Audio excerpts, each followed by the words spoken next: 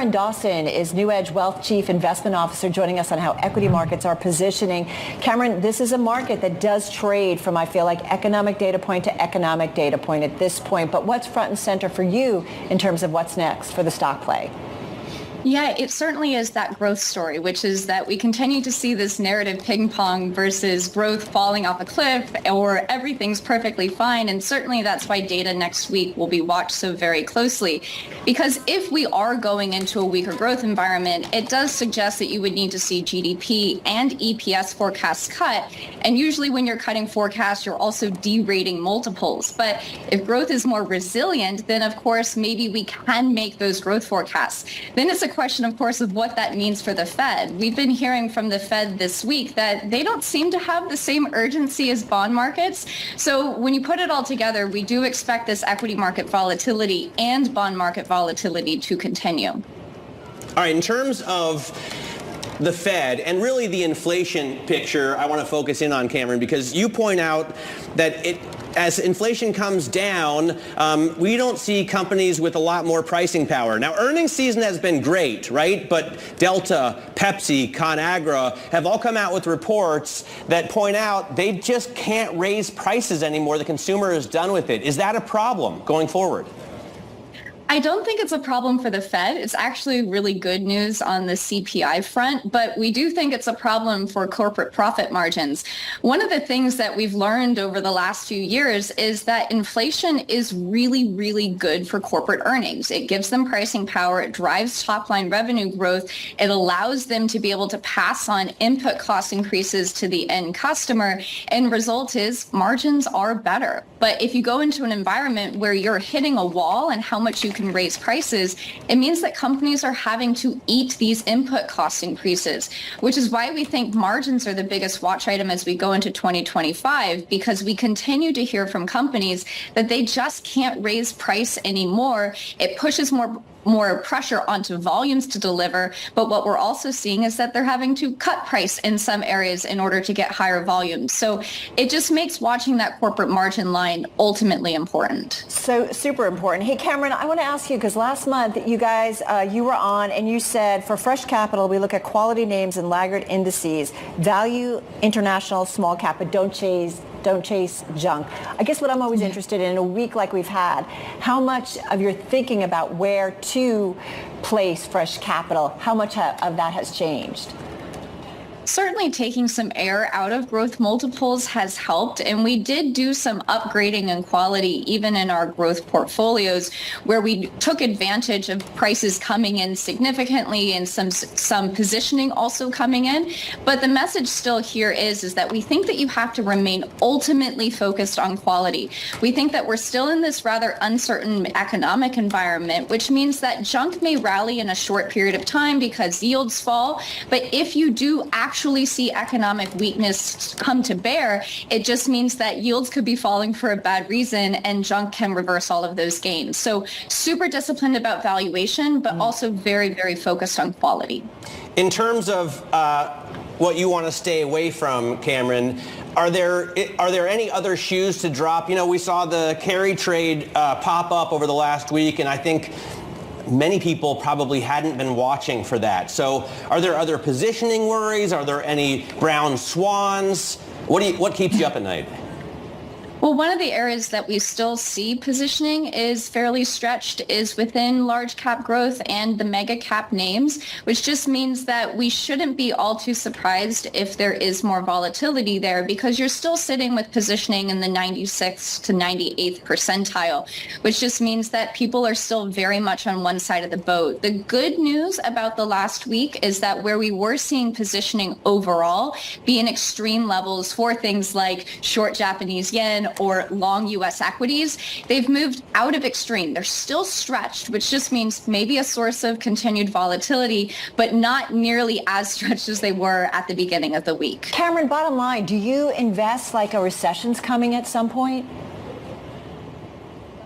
We don't invest specifically in anticipation of a recession. What we tend to find is that defensives that do really well during recessions tend to have what we call episodic volatility to the upside. So you get a burst higher as everybody surges into your traditional staples and utilities, but they tend to give it all back up over the course of the recovery, which means that for very long-term investing, our preferred approach is to focus on quality. We see it as an all-weather kind of investment strategy where we may lag in times where junk is doing really well, but over the course of the entire economic cycle, we can invest with names that have defensive qualities to them, that blocking and tackling from company management teams without having to be in typical defensive businesses, which of course lag when you have a big rally to the upside. What about value? We had a guest on last week who pointed out that over the last 11 elections, value outperforms growth for the 6 months after the vote. Do you like value here? We like value for incremental capital, but it has to come with a very sharp focus, again, on quality, because a lot of the value index has very low quality names in it that might get a short-term boost. Maybe it does last that 6 months, but buying something just because it's cheap has certainly not worked over the long run, at least in the last 20 to 30 years. So what we try to do is marry within value of some left behind areas where we see light positioning. We like the business models. They do trade at discounts to the overall market.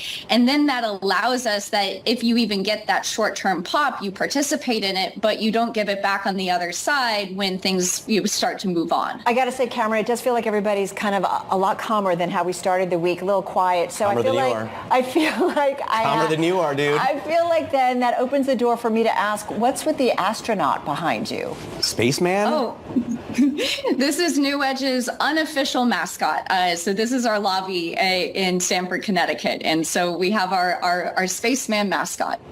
I love it. We need a mascot. That's very cool. I want a mascot. Well, we do. We have fish. We have fish all over the building. Oh, that's true. That's true. All right, Cameron, thank you so much. Have a great weekend. Cameron Dawson of New Edge Wealth joining us right here on this Friday. All right, let's get a look at the stocks moving at this hour. Let's get back. It's really quiet, but let's see what Abigail Doolittle is watching. Abby. Yeah, there's quite a bit of action, Carol, for the chip space, actually. Taiwan Semiconductor, trying to get my words out on this Friday, now higher by about 0.6% after saying that sales in July did surge by 45%, continued AI demand for those chips. But not so long ago, this stock had been down, and earlier in the pre-market had been higher. So lots of uncertainty in this chip space, as you can see, with NVIDIA down just slightly, but the fluctuation, the uncertainty of what is ahead relative to the big rally that this stock had at one point, up 180% into its peak so far this year. AMD down 1.7%, and Intel, which is really in a bad way, down more than 70% over the last year on continued issues, down 3.6%, a key area to keep an eye on. As for some individual movers and turning to more of a bright spot, let's take a look at Eli Lilly, up 5.6%, this after gaining nearly 10% yesterday on that blowout quarter and guide. It's not every day that you see this kind of strength continue, but we are seeing that for Eli Lilly. So just really want to remind everybody of the buyers continuing to step into Eli Lilly and the idea that Zepbound and Mounjaro are very strong. Investors want a piece of it. And then finally, this is really interesting to me, Matt. Take a look at the shares of Expedia. I know that you guys have been looking at it before, up 7.77%. This after a 12% earnings beat. Sales were better. They are warning of soft demand, but investors looking past this. And the reason this is so interesting to me, it seems everything else, or a lot of other companies related to travel, whether it's Airbnb or TripAdvisor and so many others, American Express saying that experience and dining is weak, and the shares of those stocks being punished a little bit after talking about that kind of weakness. Not the case with Expedia. Investors looking right past it on this Friday. Yeah, it's interesting. I noticed that last night too. Carol and I broke these earnings at 4 o'clock with Romaine. You know, they go through every single company that puts out earnings. I noticed that too, and I thought maybe they took their lumps already, Abby, but they're actually up 10, 11% for the week. Yeah, it's hard to know exactly what it is that investors like about this story so much relative to the other ones. Maybe the fact that the company is a little bit larger, and also in so many different areas of travel, that diversification perhaps makes it a little bit easier for them to weather that storm. But the management themselves, that company, is saying that they are seeing some weak demand. So, and just to put this gain into context, this is great. Take a look at this on the week, a tremendous week, up 11%. So sometimes in a tough market, investors go where the strength is, go with the momentum to the upside, and this seems to be one of those plays this week. All right. And meantime, you look at something like Airbnb this week, and it's down almost 10%. So a very different story, even though, similar Well, they don't stories. have the diversification that Abigail mentioned. Yeah. I think that's a really important point. Abigail Doodle, thank you very much for that, Abby, giving us a look at some of the individual stocks moving this hour. Coming up, we're going to talk about Car Gurus, putting the pedal to the metal. You don't like cars, do you? In its latest quarter with an earnings beat. We'll find out what's driving the strength. See what of they the did company. there? Yeah, the CEO is going to join us. Jason Trevisan. This is Bloomberg.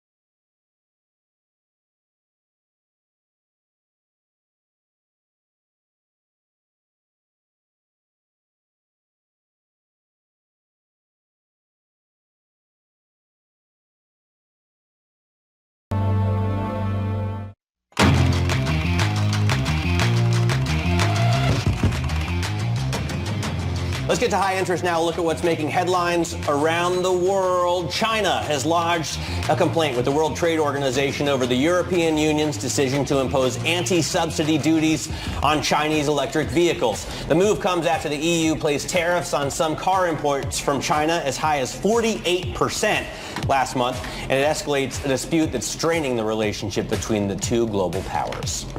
It's been a tough couple of years for Wall Street bonuses, but a new report suggests that might be about to change. Bankers are set for bonuses to swell by as much as 35%, according to compensation consultants Johnson Associates, with debt underwriters standing to see the biggest bump of all.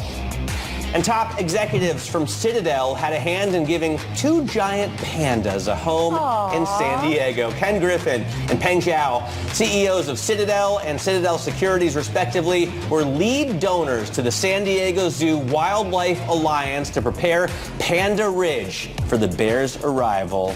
And we thank them. They look so sweet, but don't get close. No, they'll rip your arm off. They will indeed. Can we talk cars? Yes, let's talk about company news right now. Online car sales platform Car Gurus making its third consecutive quarter of double-digit growth, sending the stock off to the races here. You can see it's up almost 20%. The company's CEO, Jason Trevisan, says, quote, "Our marketplace business continued to accelerate, achieving the largest quarterly revenue increase since 2021, driven by higher adoption of add-on products, continued migration toward premium subscriptions, subscription tiers, and expansion in our global paying dealer base.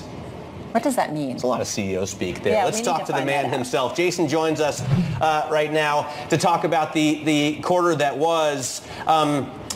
Is it a global business? Are you looking at a global dealership revenue flow? It is. It's global in the sense that our marketplace exists in the U.S., Canada, and the UK, and so we consider that global. It's a service, I have to say, that I look at almost every day. What I love about Car Gurus over the competitors is that you can filter out for so much. However, I have a couple of questions. If I look for example, a manual Ferrari or Porsche, a lot of sellers disguise F1 and PDK transmissions as manual, even though there's no stick. They're just flappy paddles. The same is true if I look for a convertible Corvette. A lot of sellers will say a coupe is a convertible because the top is removable. Is AI going to help us solve these little glitches? It sure is, and we have been trying to solve those glitches for a long time, and we've done a good job at it. We get inventory feeds from tens of thousands of dealers and individuals on literally millions of cars, and it's very messy data. And we've always considered ourselves a search and a data business, and so we have cleaned that ontology, we call it, and made sense of it to try to provide the best search results possible. AI is making that undeniably better. We're using AI in upper funnel searches to help people understand what type of car they might want. And not based on deciding between car A and car B. They're saying, I'm a father of 3, I live here, and these are my activities. What type of car should I like? Oh, that's a great point. We're also using AI. Yeah. Almost no car has room for rear-facing car seats. Like almost none. Which is crazy. Yeah. Because you have to have them. Hey, Jason, I care what Matt is buying and what cars he's interested in, but what I really care about is what consumers are doing, because there's some, color commentary in terms of it looks like consumers are trading down, maybe looking for a deal or looking for a cheaper car. What can you tell us about consumer sentiment? Yeah, consumer sentiment right now is all about vehicle affordability.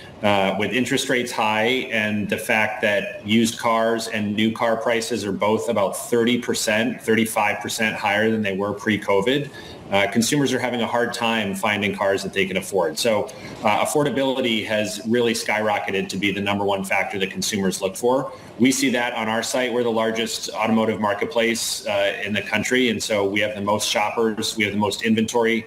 So we have the best view as to all of the shopping trends, and consumers are looking for lower priced cars and stating that affordability and reliability are their 2 number one drivers. Anything there, though, Jason, that tells you that maybe a recession's coming? We fortunately, even in varying macro environments, dealers need to sell cars and consumers need cars. They may hold on to them longer, they may drive them longer, but they still need to buy used cars. We don't think that a recession is coming from our perspective. We don't see the signals for it. And when we look at some of the macro signals, our expectation is that it will be a softer landing. But we certainly see, while consumer spending remains high, they're looking to spend less on cars. I wonder about the headline prices. For the most part, what you see is what you get, but I've noticed that dealers from Long Island, New Jersey, and Chicago are the worst at adding thousands of dollars of fees in the small print. How do you get around that? Because it's not a great customer experience if you think you're getting a GLS for $49,000 and then you find out at the end of the deal it's really $59,000. I totally agree. That's a terrible feeling. So we do a lot to try to fight that. So the first thing we do is we have dealer ratings, and that allows consumers who have that experience to voice and share that. And dealers that do that on our site will absolutely see a lower dealer rating, and as a result, their search results will not get shown nearly as much. The second thing we do is we kick dealers off our platform. If we find out that dealers are doing that, if they have hidden fees, then we will not allow them or their inventory to be on our platform. Hey, one other thing I want to ask you about, because we have talked a lot and done a lot of reporting here at Bloomberg about the interest in car buyers for hybrids over EVs. What kind of color can you give us around that debate? We see the same, or the shopping behavior that we see on our site is similar to what you're seeing in the headlines, and you just gave a great example of that. That doesn't affect the financial results, say, of our business as much, because whether a dealer is selling a hybrid or an EV, we're helping them understand the consumer trends in the market, how they can turn their cars faster on their lot, and giving them intelligence on pricing. We're also at the same time giving consumers the benefit of other consumer reviews of cars. We're allowing them, like I said before, to compare cars better than we ever have before and really help them find the right car for them based on what matters. And that's where AI is playing a big difference. Historically, a consumer would need to know, this is the type of car I want. Now a consumer can say, these are the 10 most important things to me. Help me find the car. I just want to say dealer ratings, 2 thumbs up. I think you're right about that. It works well.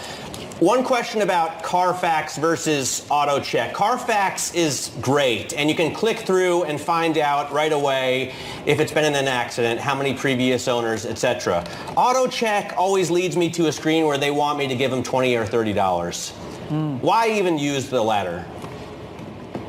I can't speak to the value propositions of those two businesses. I think understanding the history of a vehicle is incredibly important.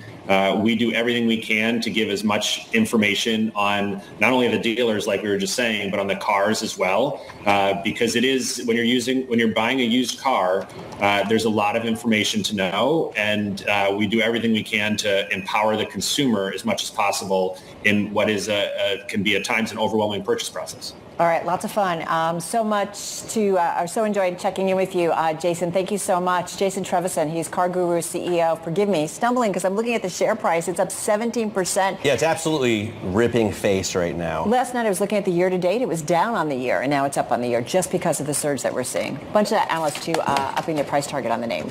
The earnings report impresses, and it's an addictive platform, I have to say. If you start spending time From on someone who knows. Yeah. This is what he watches. He's not watching streaming or TV. Anyway, still ahead, superhero success at the box office. Has Disney splashing the cash abroad? Ugh. It's Friday. I'm having a trouble. This is a movie, like all the kids love this.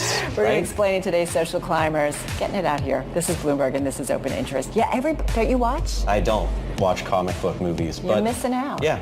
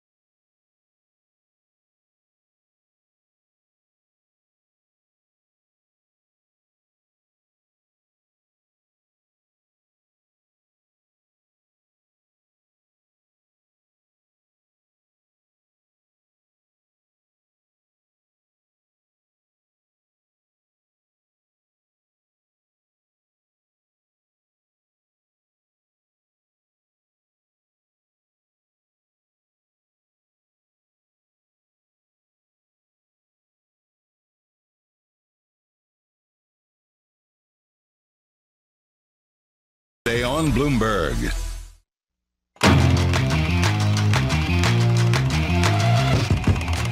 It is time now for Social Climbers. The company's making waves on this Friday morning. First up, Disney breathing some new life into superheroes. After the breakout success of Deadpool and Wolverine at the box office, Disney plans on spending $5 billion in Europe to produce movies and TV shows over the next 5 years. Next up, Amazon has a new secret weapon in its same-day delivery operation, a fleet of Kia Souls. The boxy cars will handle quick deliveries that the company currently delegates to its Amazon FlexGig economy service. The move is designed to give the online retailer more control over its deliveries. Finally, McDonald's is hoping to tug at Gen X heartstrings and their purse strings. The burger giant is introducing a new collector's meal that include collective cups featuring brands like Hot Wheels, Hello Kitty, and Grimace. The promotion comes as McDonald's reported its first sales drop since 2020. Matt, is that going to make you buy? No, but All I right. love Grimace. All right, who doesn't? You can follow all the latest company buzz on TrendGo. Just check it out on your Bloomberg terminal.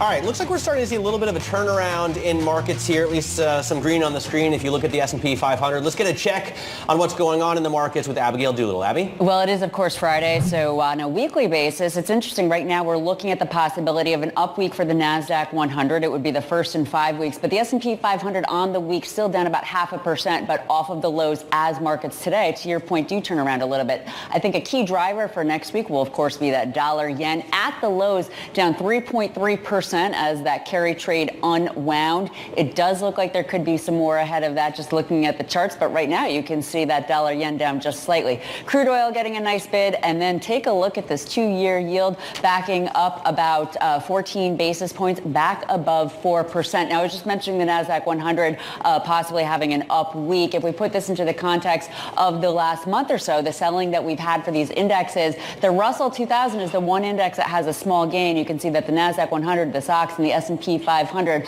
all down quite a bit. The SOX, that chip index, that pressure from NVIDIA and some of these other ones, TSM, notwithstanding today's positive results around the July sales surging, AMD really dragging on that index, and then there's the NASDAQ 100 and the S&P 500. I suspect next week it won't just be the yen that will be key in these chip stocks. It will also be some of the data. On Tuesday, we're looking at U.S. PPI, and then Wednesday, CPI, and then Thursday, U.S. retail sales, and then, of course, Friday, University of Michigan expectations for the month of August. So these could be big drivers. And then there's one earnings mover, Carol, that we have not talked about yet today, and it is surging. That is Sweetgreen. Take a look at it here on the year, up 209%. The last time I looked on the day, up 27%. They put up a good quarter. They beat the sales. Importantly, they raised the full year guide. Key metrics very strong.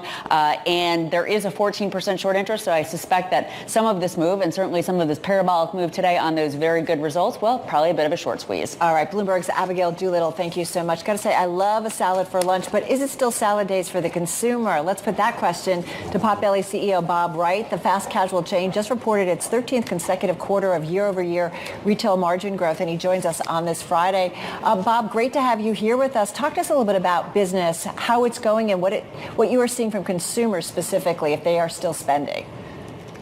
Yeah, it's great to be with you. It is a challenging time for sure. The consumer is, they're focused on managing their wallet after all these years of inflation, and then we see what others are seeing. Their wages haven't quite kept up with that, so they're just doing some trimming. And you see restaurant visits under a little bit of pressure, especially from more infrequent consumers. But in our quarter, we were up in sales 0.4% on top of 12.9 a year ago. We built 4 new shops. You mentioned our 13th consecutive quarter of shop margin expansion, so the profitability is there for us. And Potbelly is really about a long-term growth strategy, especially through franchising. So we think we put another quarter in place that built on that promise of the capability of the brand to grow. We do want to talk about that build out and that franchise model. Go back to comp sales, as you said, up 0.4% versus almost 13% a year ago. Why is there such a big difference? Well, a lot of it is what I think you've seen in the industry starting this year. The January turn in the consumer behavior definitely kind of came to be with all of our customers and the restaurant consumer more broadly starting in 2024. And what we've seen in particular is our less frequent and less digital customer is the one that may be looking to peel back some visits, not with Potbelly. There's not a value challenge with Potbelly, but just in general, they're managing their overall spend and turning to the refrigerator maybe once or twice more often than they had in the past. So that delta in sales growth for us and the challenges for us this year is rooted in that consumer. I will say, however, the digital side of the business for us continues to grow, and that's reflective of those customers that we do have a more affinity-based relationship with. In fact, 40% of our business now comes through digital channels. Pre-pandemic, that was in the single digits. And it's up 200 basis points from last year. And the majority of that 200 basis points of growth is people moving from third-party digital channels into our Potbelly-owned digital channels. So we're very pleased with what we control. But there's no question that the broader consumer and those that are a little less loyal to a lot of different brands are looking for reasons to hold on to those visits. That's why we rolled out our $7.99 skinny combo this quarter. Right. A little bit more at the beginning of this quarter. A little bit more expensive. Some of the fast food chains, which I'll differentiate Potbelly from, like a Burger King, McDonald's, Wendy's, obviously, but they're going at the $5 price point. Why do you pick $8? Well, I think when you see a lot of, especially the fast food chains, and do significant discounts on core items, the amount of business that it takes to overcome the break even on that is significant. And what we did is we studied what our consumers are actually telling us. Those less frequent customers said, look, if you can get me below $9 at lunch, that makes a difference in my decision making. And we believe going below 9 all the way down to $7.99 made an even bigger difference from them. And in fact, those customers that have ordered that $7.99 combo, it's a full meal. They're not looking for a discount on something that still leaves them hungry after lunch is over. They want to have a meal and they want a good value and they want it to make sense with the rest of the menu. Those customers that have ordered it from us give us 7 points increased scores on value and a 5-point bump on intent to return. So it's doing exactly what we wanted while still being healthy for our overall business. You know, I'm sure you don't watch your stock price on a daily basis, or you're not going to run the business to change the stock price on a daily basis, but you've outperformed Sweetgreen since they went public. We've got a chart here, and your stock has come down since the beginning of the year. What do you think needs to happen to turn it around and boost it back up? I think we're in the middle of that transition, and particularly the growth investors are looking at our stock and they're looking for just a few more proof points over the next quarter or two that the growth is really there. When we started as a primarily company-owned business model to shift to franchising and to get that franchise growth acceleration really moving is something that not a lot of brands have seen, and not a lot of investors have seen that done successfully. We're in the midst of that success. We have 663 open and committed shops. More than a third of those, or about approximately a third of those, are those committed by franchisees to build. They're on track with their development commitments. Not only that, but when they're opening shops, they're opening them at volumes that are better than they expected and higher than the system-wide average. But I do believe that a lot of the growth investors are just watching for another quarter or two to see that that unit growth development truly is part of the story, and that the rest of our execution with digital, with operations execution, our ability to continue to deliver a great menu is part of that transition. But just to go a little bit further, Bob, I mean, with a stock that's down 31% so far here in 2024, that's got to put a little pressure on you guys to watch overall costs. So how are you incorporating that kind of into the financial picture? Yeah, we talked about that last quarter and this quarter. Look, we're a pretty straightforward investment. Our adjusted EBITDA and the multiple that we get rewarded for being a growth company is pretty much where our value comes from. And so protecting that profitability, you might have seen in Q2, we made $8.5 million. It was the very high end of our guidance range, even with a little more of a difficult top line. How do we do that? Margin extraction at the shop level, again, a record 13 quarters there. And then we're meeting our G&A. We're being very careful not to trim areas that are going to feed that growth, but we think it's our responsibility to manage the overall P&L and make sure we're finding profit extraction in the short term to hold that profitability to the year. Bob, last question. You mentioned 40% of the business is digital. I mean, do you anticipate that at some point it's a lot more than that? What's the business model going forward? Is it also important to have the in-store or in-restaurant experience as well? Give me an idea, percentage breakdown, though, over the next couple of years. Yeah, I'm so glad you asked. We haven't set a target on where we think digital should be or where we desire it to be. We're not an online business like maybe a pizza business or wings or something that, trying to move almost all of their business digitally. Our in-shop experience is very important to us. And frankly, people order digitally and still experience their meal consumption in shop. They can order for pickup and walk to a table and go ahead and consume their meal. It is reflected in our prototype. We've shrunk our prototype by about 500 feet to reflect that future, but that prototype still has seating. It still has that great potbelly feel inside the shop, and it still allows for people to use us the way that makes sense for them.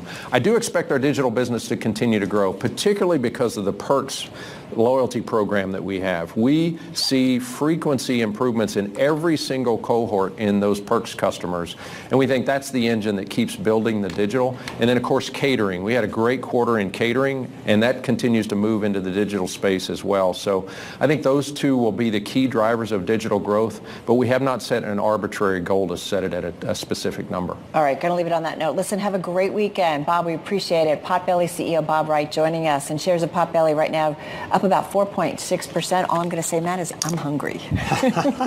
Yeah. We'll go out and get lunch as soon as this program's over, Carol. All right, coming up, the domestic economics of international trade. Michael Strain of the American Enterprise Institute on how free trade affects jobs. That is coming up next. This is Bloomberg Interest, Open Interest, and this is Bloomberg.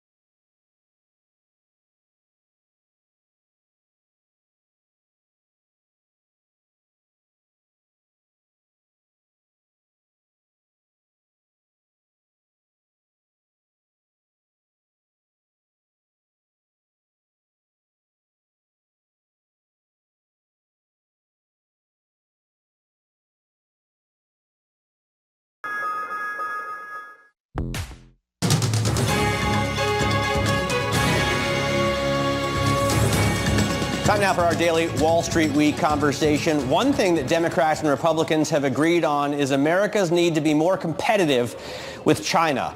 But the parties' trade policies still differ. Wall Street Week's David Weston asked the AEI's Director of Economic Policy Studies how trade policy is being used to contain China. In terms of a bilateral trade deficit, not the trade deficit between the United States and the rest of the world, but the trade deficit between the United States and one other specific country, in this case China, tariffs can be more effective. And if you look at the bilateral trade deficit between the U.S. and China, what you saw is that it did go down. But it really kind of matters how you measure trade deficit. And so the measure I'm referring to just counts the number of goods coming to the United States from China. If instead you want to look on a value-added basis, so of all the stuff the U.S. imports, how much of the value added, how much of the different stages along the supply chain in any given final good came from China? And there you see that the trade war with China was much less effective at reducing trade with China. Instead, what happened in a lot of cases was that, China provided a lot of the value in the manufacturing of a certain good. And then China shipped a product that was almost finished, but not totally finished, to another country, to Mexico or to Vietnam. Mexico or Vietnam put the finishing touches on that product. It comes to the United States. That is technically not an import from China. It's technically an import from Vietnam or from Mexico. But China, may have contributed 90% of the value or 80% of the value of the manufacturing of that good. And so, really, we're still importing from China in an economic sense. It just doesn't show up in the official bilateral trade deficit. Michael, in your paper, you refer to Jake Sullivan's talking about a new Washington consensus, because it feels increasingly like both Democrats and Republicans are going to moving away from free trade. Make the case for free trade. What do we expect? What do we get out of that? What's the case on the other side of the equation? So, a lot of politicians talk about trade as a jobs program, and I think that's the wrong way to think about trade.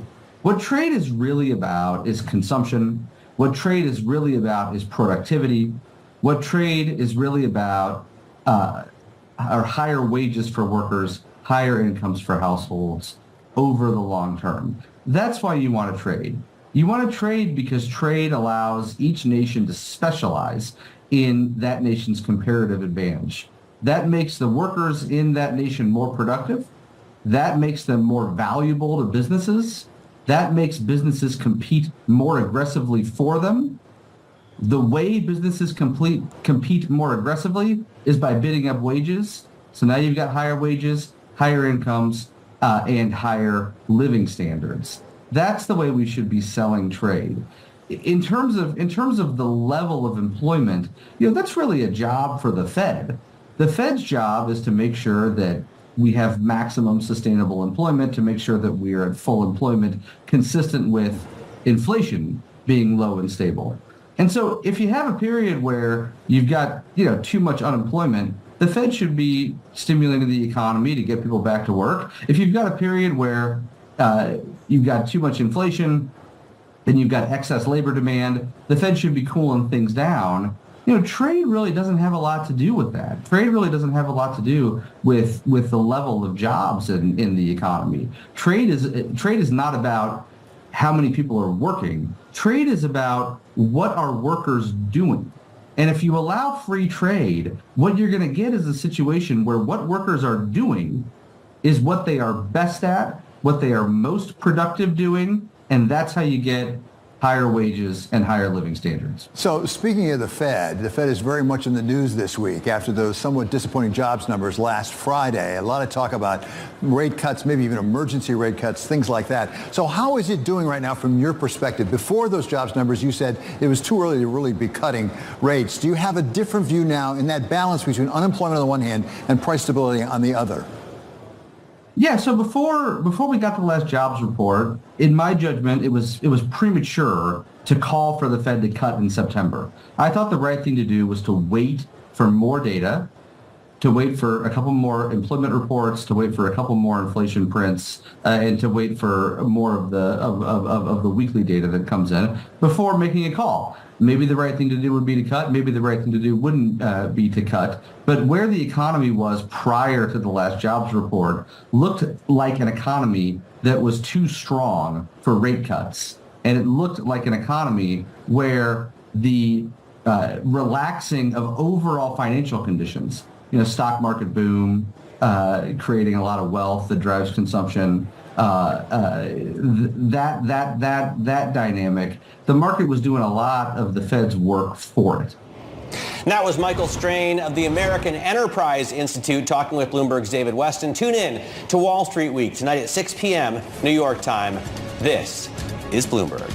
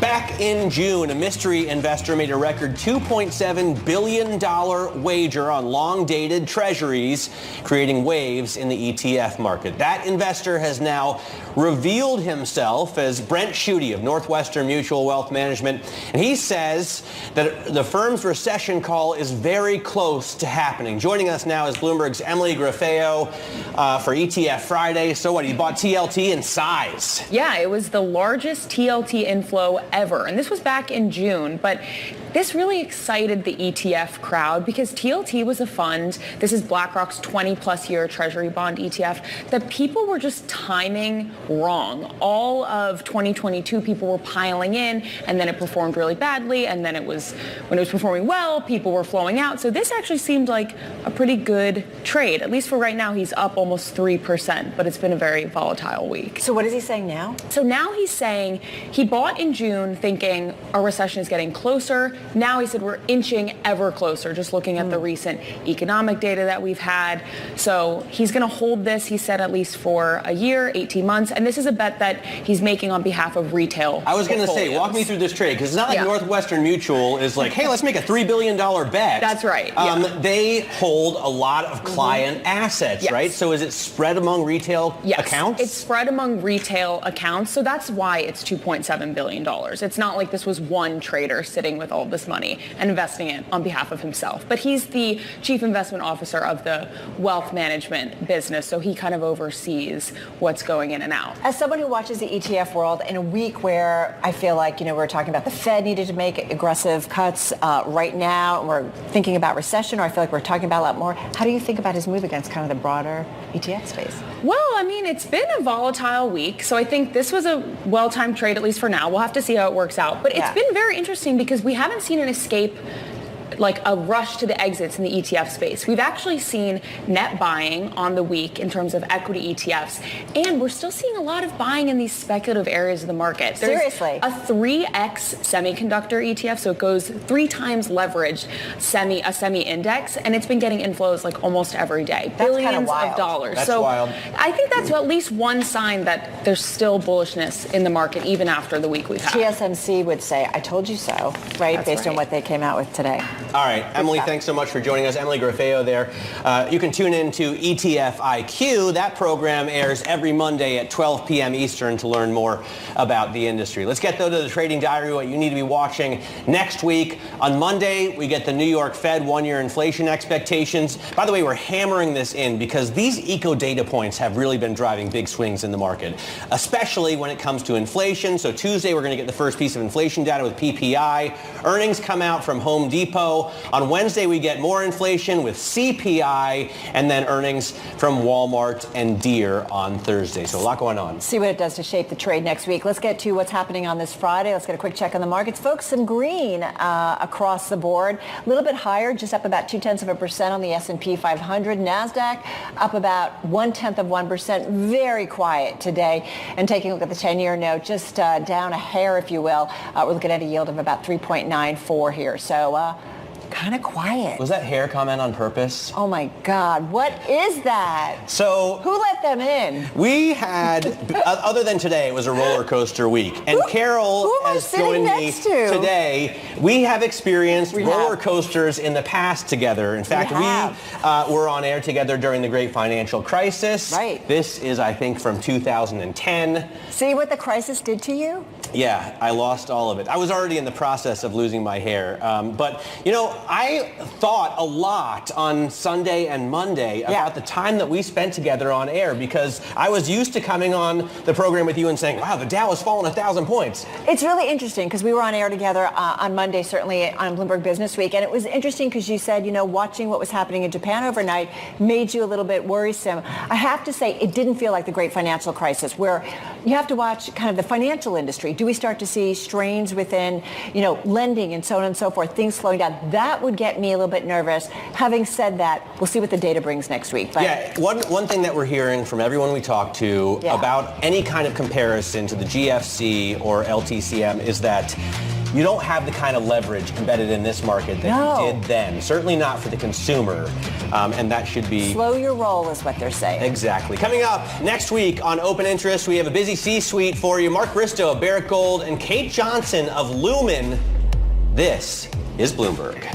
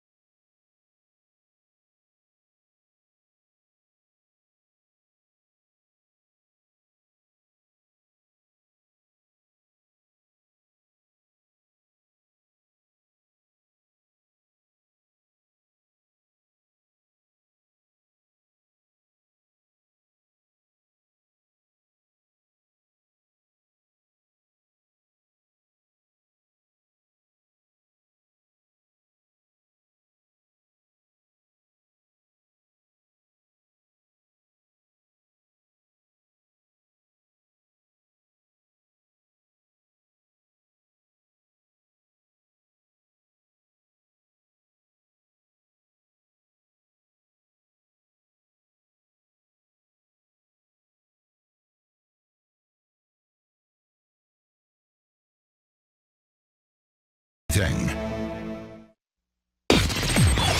From the heart of where innovation, money, and power collide in Silicon Valley and beyond, this is Bloomberg Technology with Caroline Hyde and Ed Ludlow.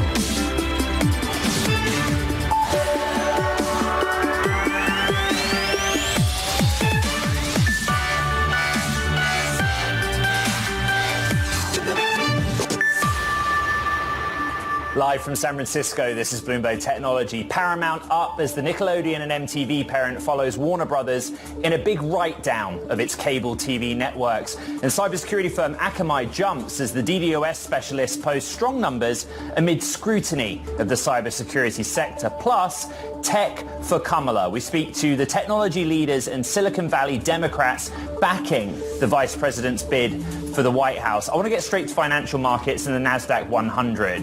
Very tech-heavy index. You have the mega caps and the higher multiple software names.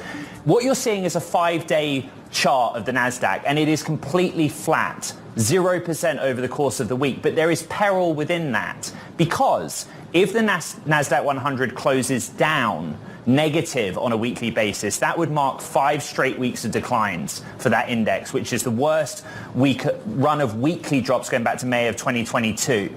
If it's positive, it snaps a 4-week decline streak, which it had seen in April, and things look a little bit rosier. We are worried about growth. We're worried about a little bit geopolitical risk, but earnings have been a mixed picture where in aggregate, we're probably feeling better about the technology sector. In part, AI infrastructure. That brings us to TSMC. The chipmaker sales grew by 45% in July on strong demand, in particular, it would seem, for AI accelerators. Those are the US ADRs or US listed shares of Taiwan Semiconductor, up 0.8% in the US session. Bloomberg's Ian King is here with me in San Francisco.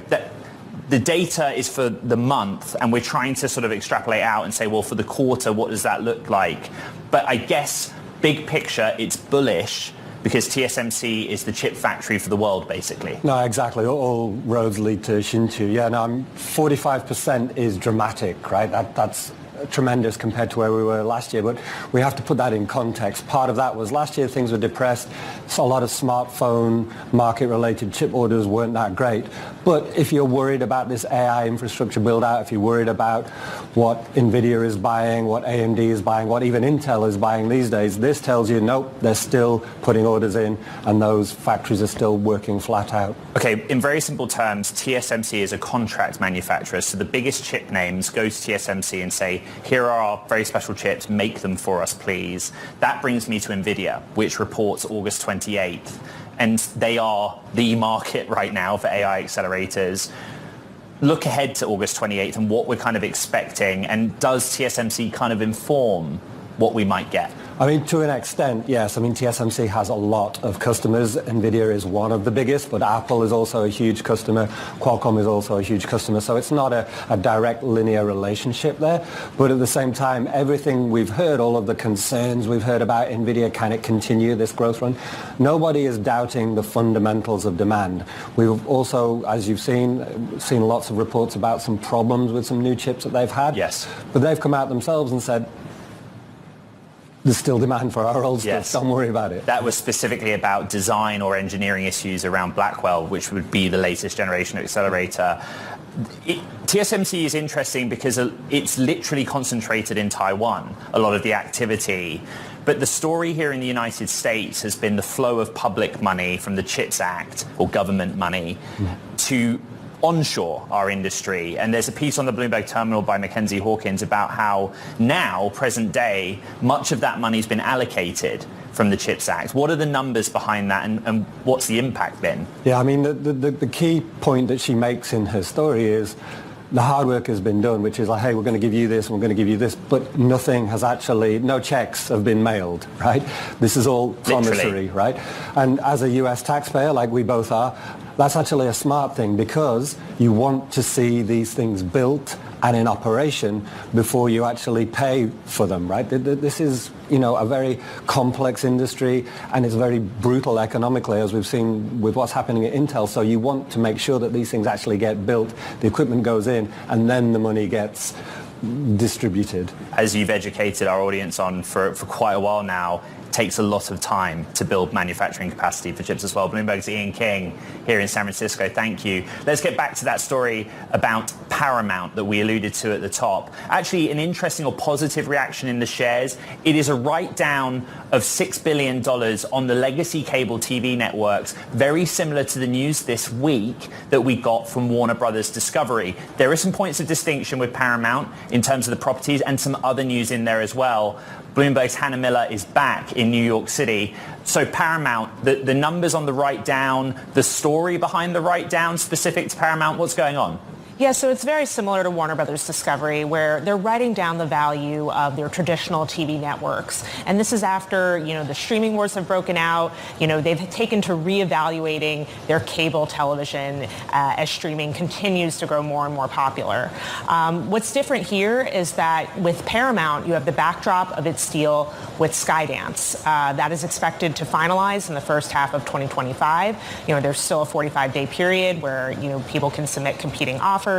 But there is a lot of bullishness around Paramount because of this pending deal. I'm reading through your story on Paramount. And by the way, Hannah Miller, pretty new to this beat. How busy have you been in those first few weeks of covering the media industry? But Paramount, part of the story is cost reduction and cost cuts as well. Is that directly related to the write-down, or is that a different story? So before we learned about this write-down, there's this whole $500 million cost-cutting effort that Paramount has undertaken. And then Skydance has also identified $2 billion worth of cost efficiencies. So all of this has played into that. They're working to tighten the belt. Another big piece of news coming out of the earnings call yesterday was that there are layoffs coming, that 15% of the U.S. workforce is going to be cut before the end of this year. So there's a lot going on with Paramount as it prepares to finalize this deal with Skydance. Hannah, I think I said this to you in the show 24 hours ago, but I always try to find the technology story within this. And what's common between those two names is the pain in the legacy TV network side is because of the move to streaming. But actually, Paramount's streaming business, just based on the growth numbers, it seems like they're doing okay. Yeah, so for Paramount, they actually lost subscribers for their Paramount Plus streaming service during the second quarter, and that was because of a one-time event, the end of this deal in South Korea. They're very optimistic about it otherwise. They have seen revenues increase there. So, despite this setback, like other companies, like Warner Brothers, they're very excited about their streaming service. I was referring to revenue jumping 13%, but you're exactly right. Paramount Plus service lost 2.8 million subs due to that South Korea you just outlined. Bloomberg's Hannah Miller, happy Friday. Thank you very much for your reporting. Now, coming up on the show, Roger Lee, the creator of layoffs.fyi, a website for tracking tech layoffs, is going to join us to discuss all the job cuts in aggregate that have been announced and his data, and it's timely. Let's take a quick look at shares of Cisco. They had been positive or higher this Friday's session, Cisco, now softer 0.6%. Reuters is reporting that Cisco will lay off thousands of employees in a second round of job cuts this year, and that Cisco could announce those job cuts as early as Wednesday of next week. It did move the shares, and Wednesday of next week, by the way, August 14th. Cisco reports earnings. We'll keep an eye on that story and see if Bloomberg has any advancements on it. Be right back. This is Bloomberg Technology.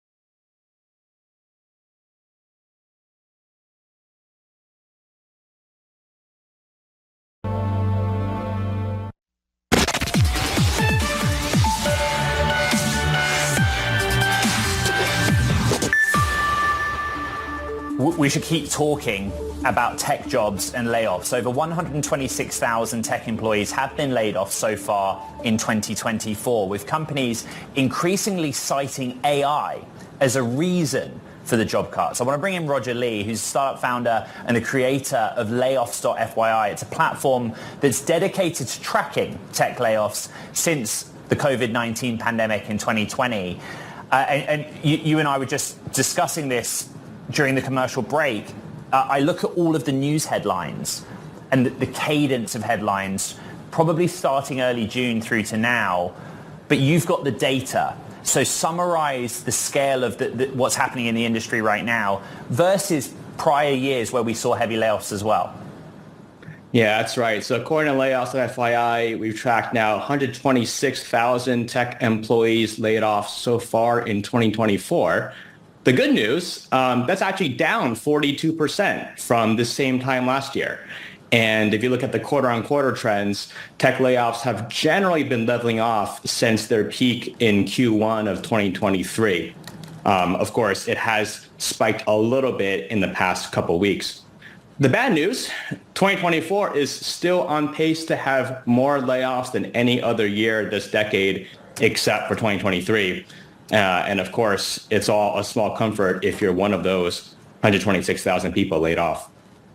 We've just illustrated that point, Roger, with a chart which was showing your data at Layoffs.fyi.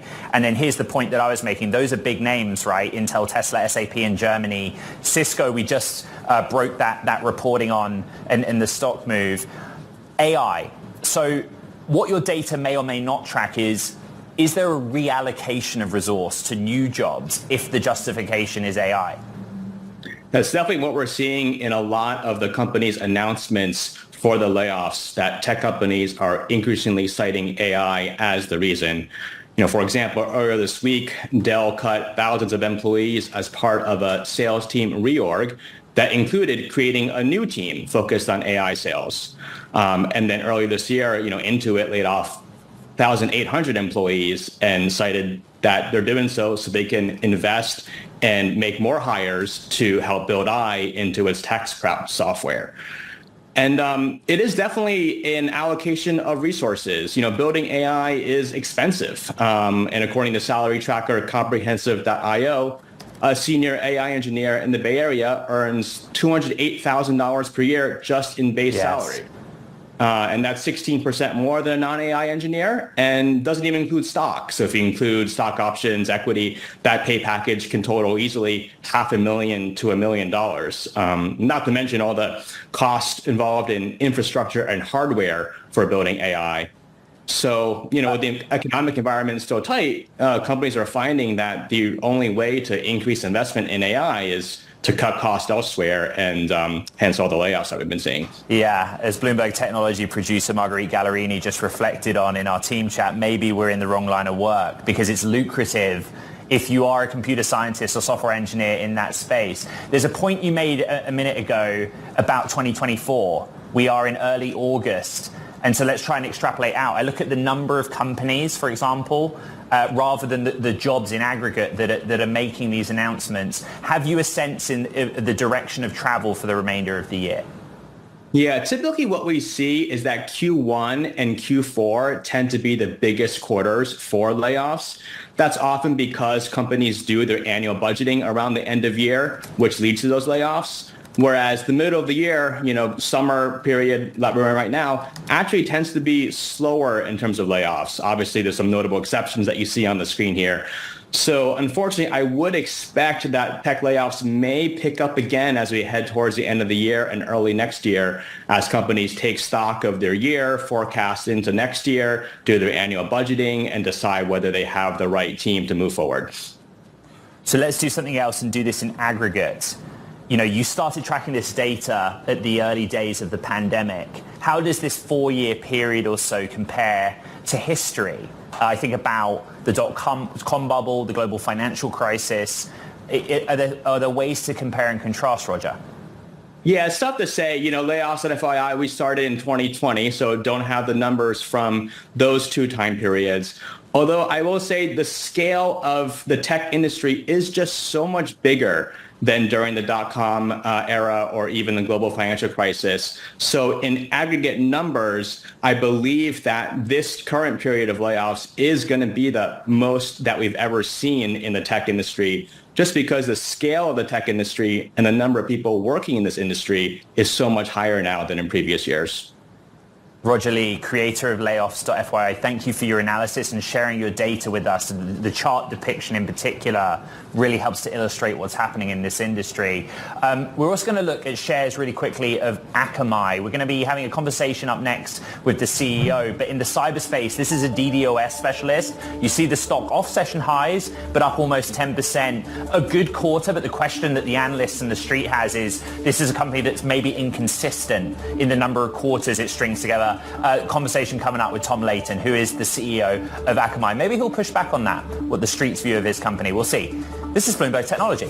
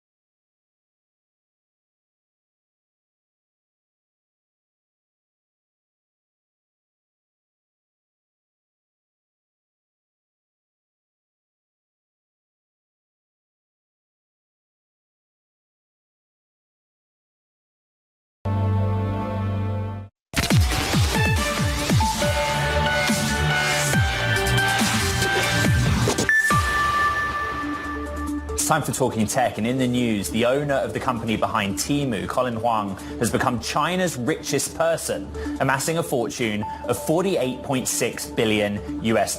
That's according to the Bloomberg Billionaires Index. Huang's rise has been fueled by China's changing shopping habits and expansion outside of the region with its Temu brand. Plus, Amazon inks an e-commerce deal with TikTok and Pinterest. Users can now link their profile from the social media platforms to their Amazon accounts, allowing customers to buy products directly from ads. This as social shopping becomes more popular here in the United States. And Turkey's Instagram ban hits female entrepreneurs. Orders straight up from female-led businesses who relied on the popular social media platform to drive sales. Turkey abruptly blocked access to Instagram on August 2nd without explaining why. That was a very e-commerce themed and focused selection of news stories out there today. The earnings story also continues, and we continue to look at cybersecurity and Akamai. The company reported earnings after the closing bell Thursday. Co-founder and CEO Tom Layton joins us now for more. There are loads of words and adjectives and praise used by the sell side, Tom. A clean print, strong quarter, growth. But what there's less discussion of is why. What were the specific factors in the quarter that put Akamai up front? Well, we have several market-leading products in security, obviously very important today given the large number of damaging attacks, ransomware, data exfiltration, and our enterprise compute business doing very well. We talked about just really getting started in that aspect of the business this year, and now we think we'll exit the year at $100 million a year annual run rate in revenue with a lot of exciting potential for the future. And I think those are great proof points that investors are now seeing. On the enterprise side, I find that very interesting. Is it demonstrative of broad strength in your client base, those industries' sort of willingness to spend, or is there something specific that Akamai is doing that allows you to sort of outperform in a difficult environment? Well, security is important for every major enterprise, even in tough economic times, which we're seeing some of now. And we have the market-leading products, and the major enterprises really need them to be safe. And in compute, I think we have a very compelling value proposition. We can provide better performance at a much lower price point. And when you can do that and help a major enterprise save money, well, this is a good time to be able to have that happen. Tom, strength in the areas you outlined, compute security, and then a little weakness in CDN. I would like to talk about what's happening in your industry overall. I think we start with CrowdStrike. Endpoint specialist, you DDoS, but what was that week and situation like for Akamai? Was there any tangible positive read-through for you or any way that you capitalized on what happened? Well, we don't use that software ourselves, so there was no impact to Akamai, and we helped our customers, where we could, but that was in an area where we don't really do business. I think there were a lot of learnings for the industry as a whole. First, it really is clear you just can't be doing updates all at once everywhere in the world. Most of the time that's okay, but eventually you're going to have an unintended consequence. And if you update the entire world at one time, you got a disaster. That's a lesson we learned at Akamai pretty painfully about 20 years ago. And ever since then, we phase our updates after you've been through QA and you're confident. You still just go one stage at a time. So in case there's something that was unanticipated, you catch it before you cause a problem. I think also there's a much better understanding that reliability matters, and it takes a lot of investment. But you see what happens when you have something like this. I think enterprises will pay a lot more attention to reliability going forward. I hear you on that. I'm not a cyber expert by any means, and I know that a lot of CIOs, cyber managers, CISOs watch this program. And for them, top of mind is a sort of academic debate. Agent versus agentless delivery or security of that, delivery of security. Do you see, though, away from the academic debate on the best security systems, action? Your enterprise customers saw the news cycle and picked up the phone and said, we are changing how we do cyber. No, they were just trying to get out of the disaster, I think. I think going forward, there'll be a time of reflection into how do you prevent this from happening? How do you keep a vendor from, having this consequence? And it's not just a situation of having multiple vendors because that might even increase the problem. Because if any one of them has a big issue, you got a problem. But really selecting vendors who put the extra effort and investment into making sure things stay reliable as possible. Tom, I guess closer to home for you, a higher profile DDoS attack on Azure in June. What did you make of that and Microsoft's handling it, and how did it impact you? DDoS attacks are probably the oldest kinds of cyber attacks out there. They go back more than 20 years as well. That's an area where we have leading services to help defend customers. In fact, just last week, we saw one of the top 10 DDoS attacks of all time coming out of the Middle East, with the war there. We're able to defend a very important financial enterprise from that kind of an attack. So even though it's been around a long time, down. We are still seeing some very large DDoS attacks, and it's important for enterprises to have state-of-the-art defenses, even today. DDoS. Tom Layton, CEO of Akamai. It's great to have you back on Bloomberg Technology on your strong quarter, but also I appreciate discussing news of late. Now, coming up on the show, we're going to talk about how some of the worlds in tech think about Kamala Harris's campaign with Tech for Kamala co-founder Shannon Nash and also Matt Mayen, the mayor of San Jose. That conversation is coming up next. Cue the beautiful pictures. Expedia, 8.6%. Strong quarter, positive discussion about the summer months. Different to what we heard from Airbnb. An interesting one to track. This is Bloomberg Technology.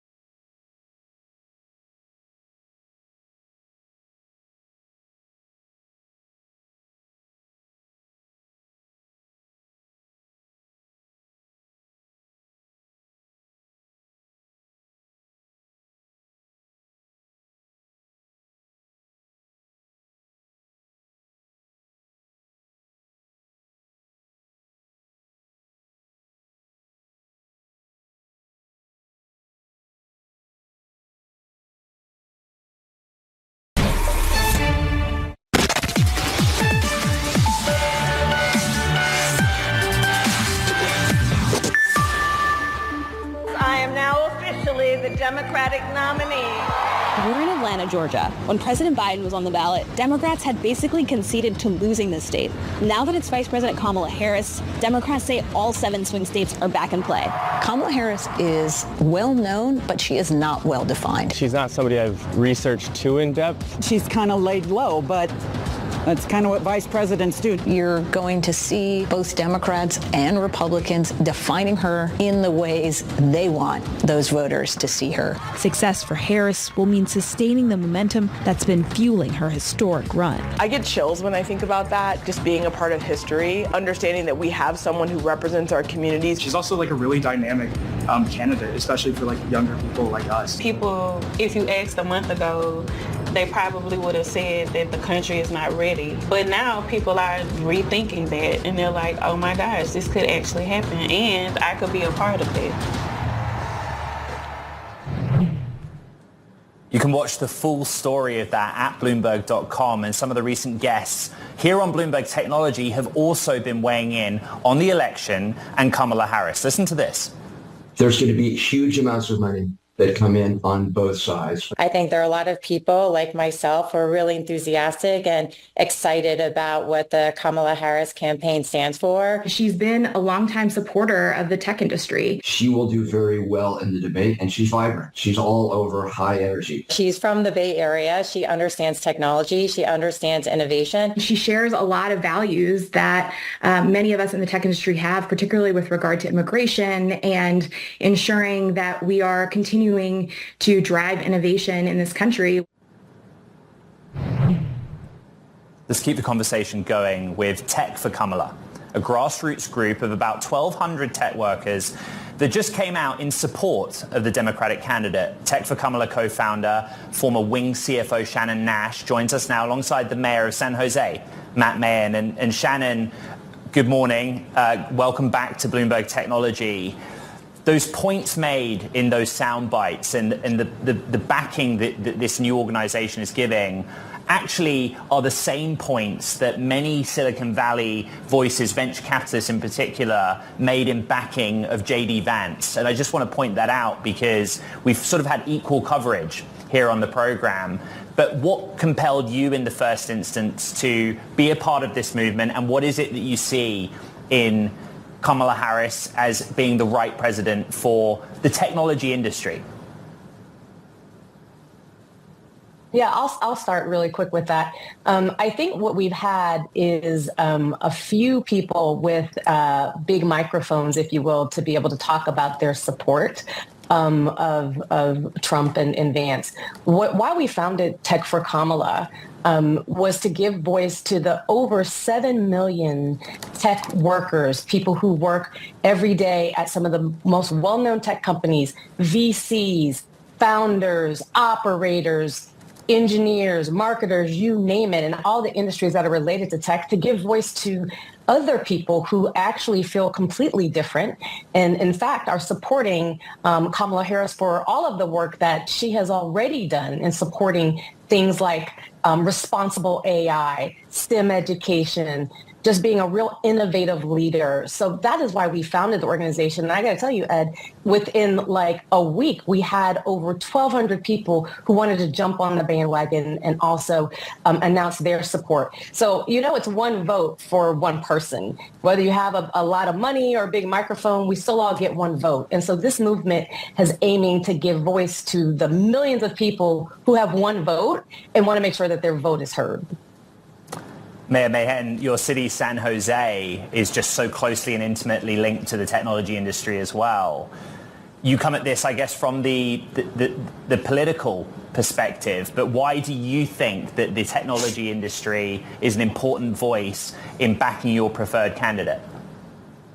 Well, Ed, before I was mayor of San Jose, which is the capital of Silicon Valley with nearly 1 million residents, really the hometown for tech's workforce and home to many leading technology companies like Adobe, Zoom, Cisco, PayPal, and on.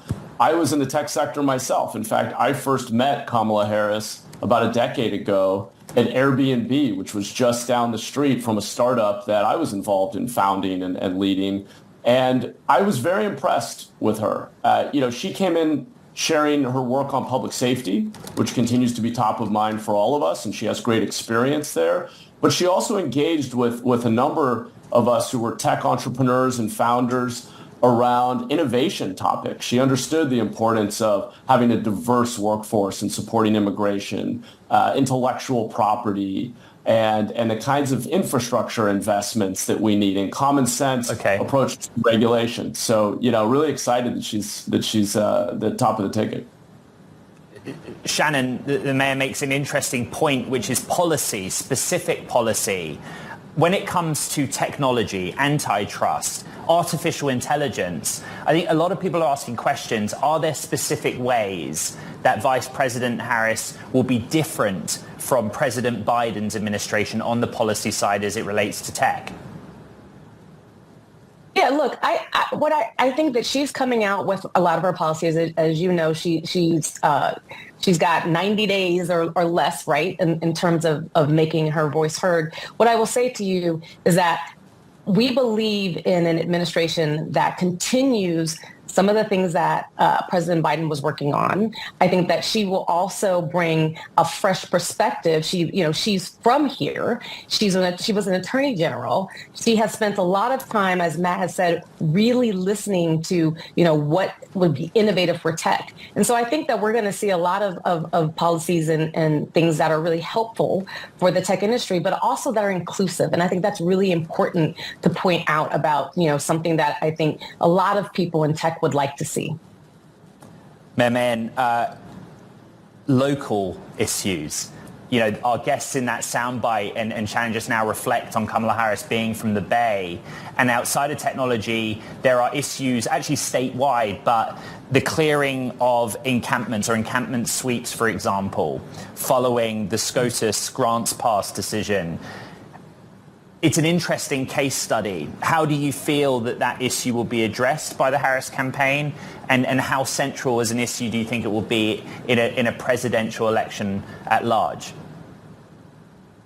Look, I want a partner in the White House who is not going to use Silicon Valley or California more broadly merely as a punching bag. I want a partner who is pragmatic, who understands our region, who's going to help us deal with the very real challenges we face. You mentioned homelessness, which is an area where we are getting more pragmatic. San Jose saw a 15% reduction last year. We need a partner in Washington who's going to help fund innovative solutions. Same goes for public safety. That's an area where I appreciate that Kamala Harris has been a pragmatic centrist, and I think that's the right approaches. May I just jump in and ask, from the Trump-Vance perspective, the messaging of their campaign is that Kamala Harris has been responsible for what they see as being big issues with Bay Area and California cities. Your city is under the microscope to that extent. Are you worried about that message resonating from the Trump-Vance campaign? No, I'm not, because I think Kamala Harris has a record that stands on its own, and she can speak to her policy positions, which it's kind of ironic. She gets attacked from both sides for being too tough on crime or being associated with what some perceive as California's crime problem. I think she's right down the middle, and that's exactly where I am. Somebody who understands there has to be consequences for committing crime, but we also should invest in rehabilitation and support those with addiction and helping them get treatment. So I think she's got the right pragmatic approach, and we need that kind of partner in Washington as we navigate some very real challenges that our state faces. Shannon, I want to finally go back to the idea that we talked about at the start, that many came on this program and said, J.D. Vance understands entrepreneurs. He has been a venture capitalist, whether you see that as a positive or otherwise. They see him as being supportive of technology because of his direct industry experience. What would your answer to that be? And do you see the same level of support for entrepreneurship from Kamala Harris? I think that Kamala Harris, actually, I see more support, quite frankly, from Kamala Harris for entrepreneurship. I think that she's shown that already, just by the simple fact that, you've reported on how quickly so many people have mobilized. It hasn't even been 2 weeks, right? In terms of supporting her and supporting this ticket. I think her VP pick is also really impressive. And so what I would say to you is, it's one thing to have people come on this show with big microphones. It's another thing to listen to the people, the 7 million people that are in tech. Listen to what they're interested in, what they're interested in for their future, for their families, who in the White House will most represent them. And I think that clear choice is Kamala Harris. Tech for Kamala co-founder and former Wing CFO Shannon Nash and San Jose Mayor Matt Mayen. Thank you both. Okay, I want to go back to markets and look very quickly at what's going on. As a reminder, it's kind of a big moment for the NASDAQ 100. On a 5-day basis, we are basically flat, completely flat, as you can see on your screen. But if the index drops on a weekly basis, that will be 5 straight weeks of declines, the worst run of weekly declines going back to May of 2022. If we end in positive territory by more than about 0.2% on the week, then that would snap 4 straight weeks of declines. And I guess the narrative would be a little bit different. Earnings a big factor. Nvidia isn't until August 28th. That's kind of where we're looking. Bitcoin check out as well. Early in the week, when we had that big financial market pressure on Monday, Bitcoin was nearer to 50,000 US dollars. It's now nearer to 60 or just above 60,000 US dollars per token. But you can see it's kind of traded in an interesting sideways pattern throughout the week. And it's becoming part of the discussion around the election that we just had. Coming up on the show, we're going to be joined by Alexandra Burby, get the private markets take, investor at Sound Ventures, for her investing thesis on how to approach AI from the VC perspective. This is Bloomberg Technology.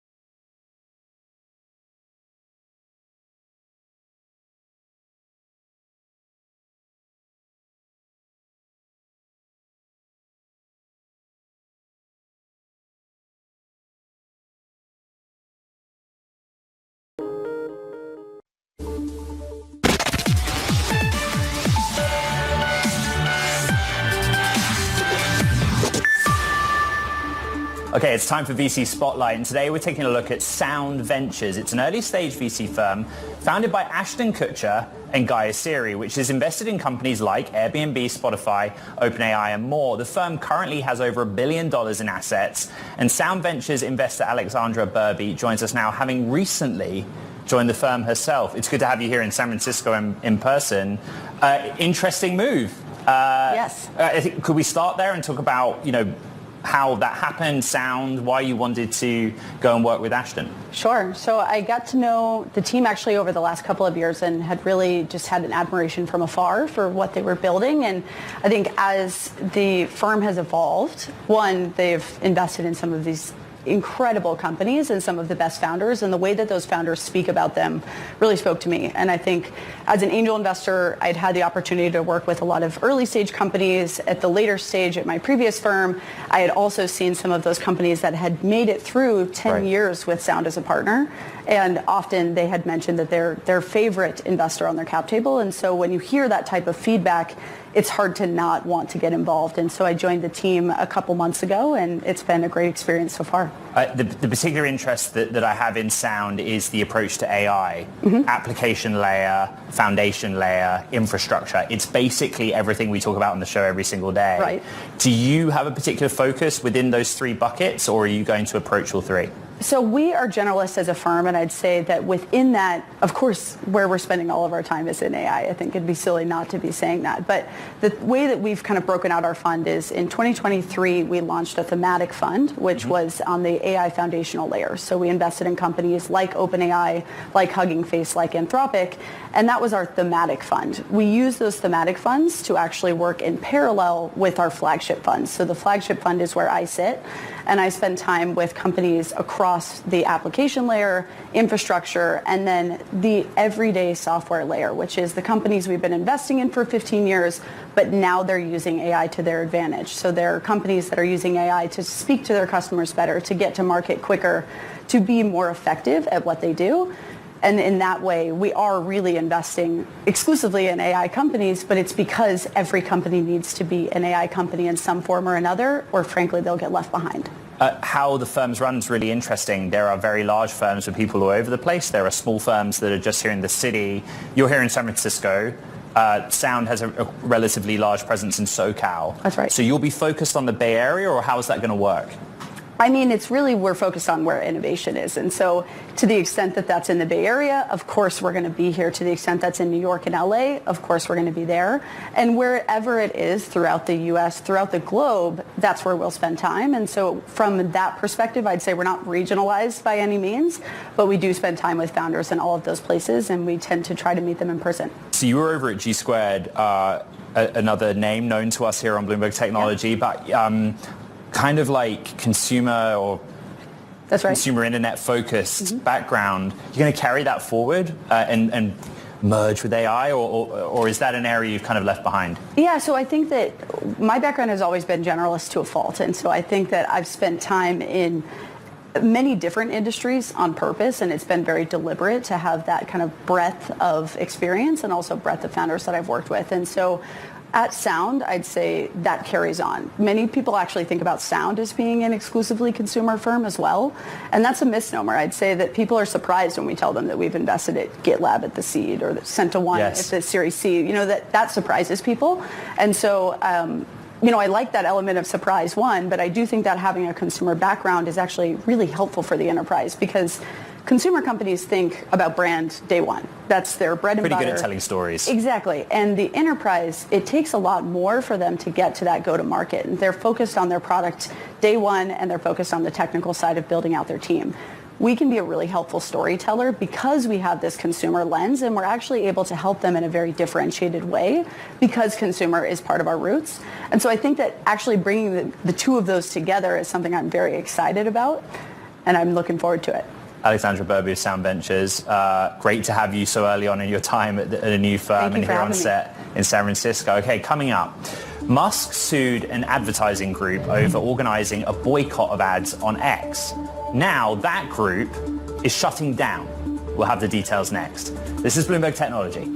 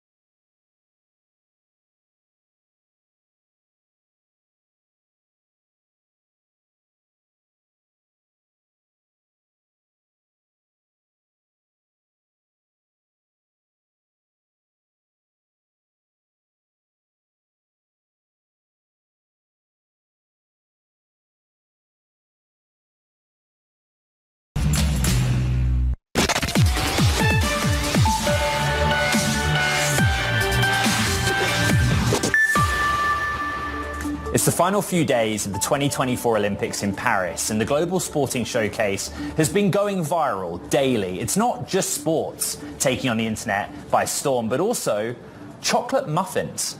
Norwegian swimmer Henrik Christensen, now known as the Muffin Man, went viral on TikTok for videos about his love for the muffins in the Olympic Village cafeteria, gaining more than 20 million views. Another breakout star is Turkish shooter Yusuf Dikeç, who went viral for winning the silver medal in air pistol shooting without using any equipment. The athlete caught the attention of Elon Musk, who posted a meme of the shooter on X.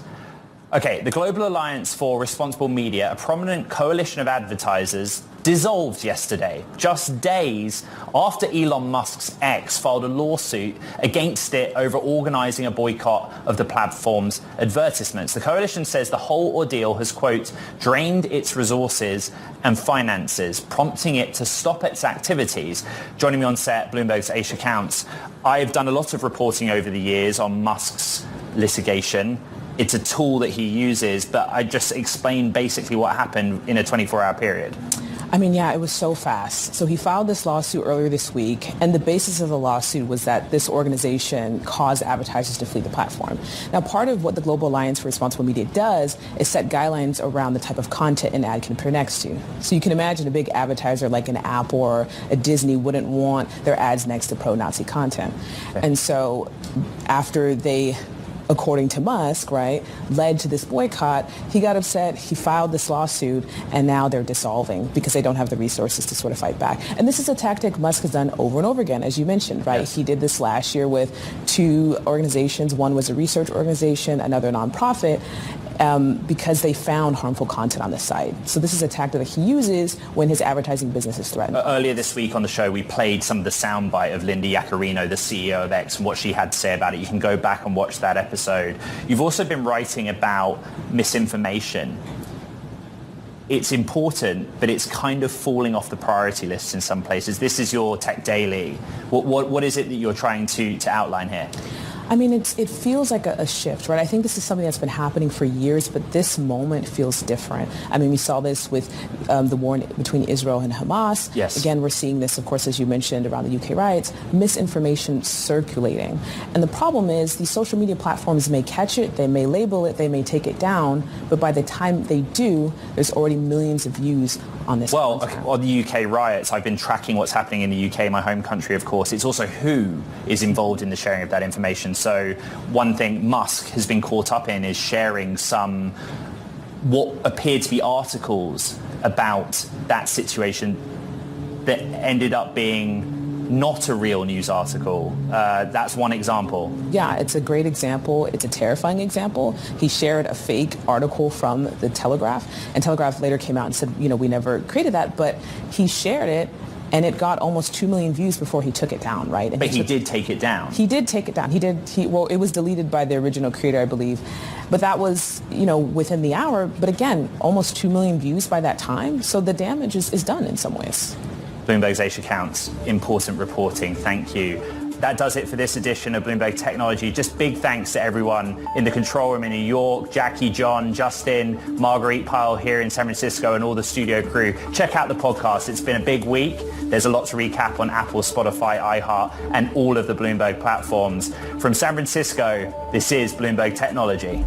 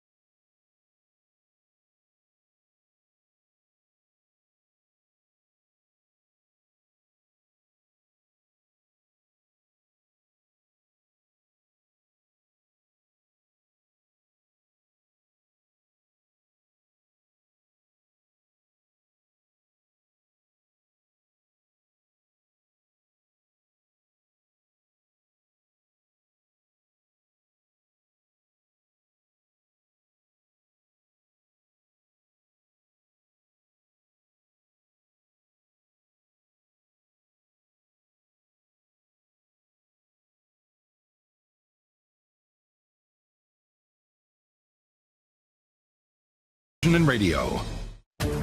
From New York City for our viewers worldwide, I'm Manus Craney. Bloomberg Real Yield starts right now.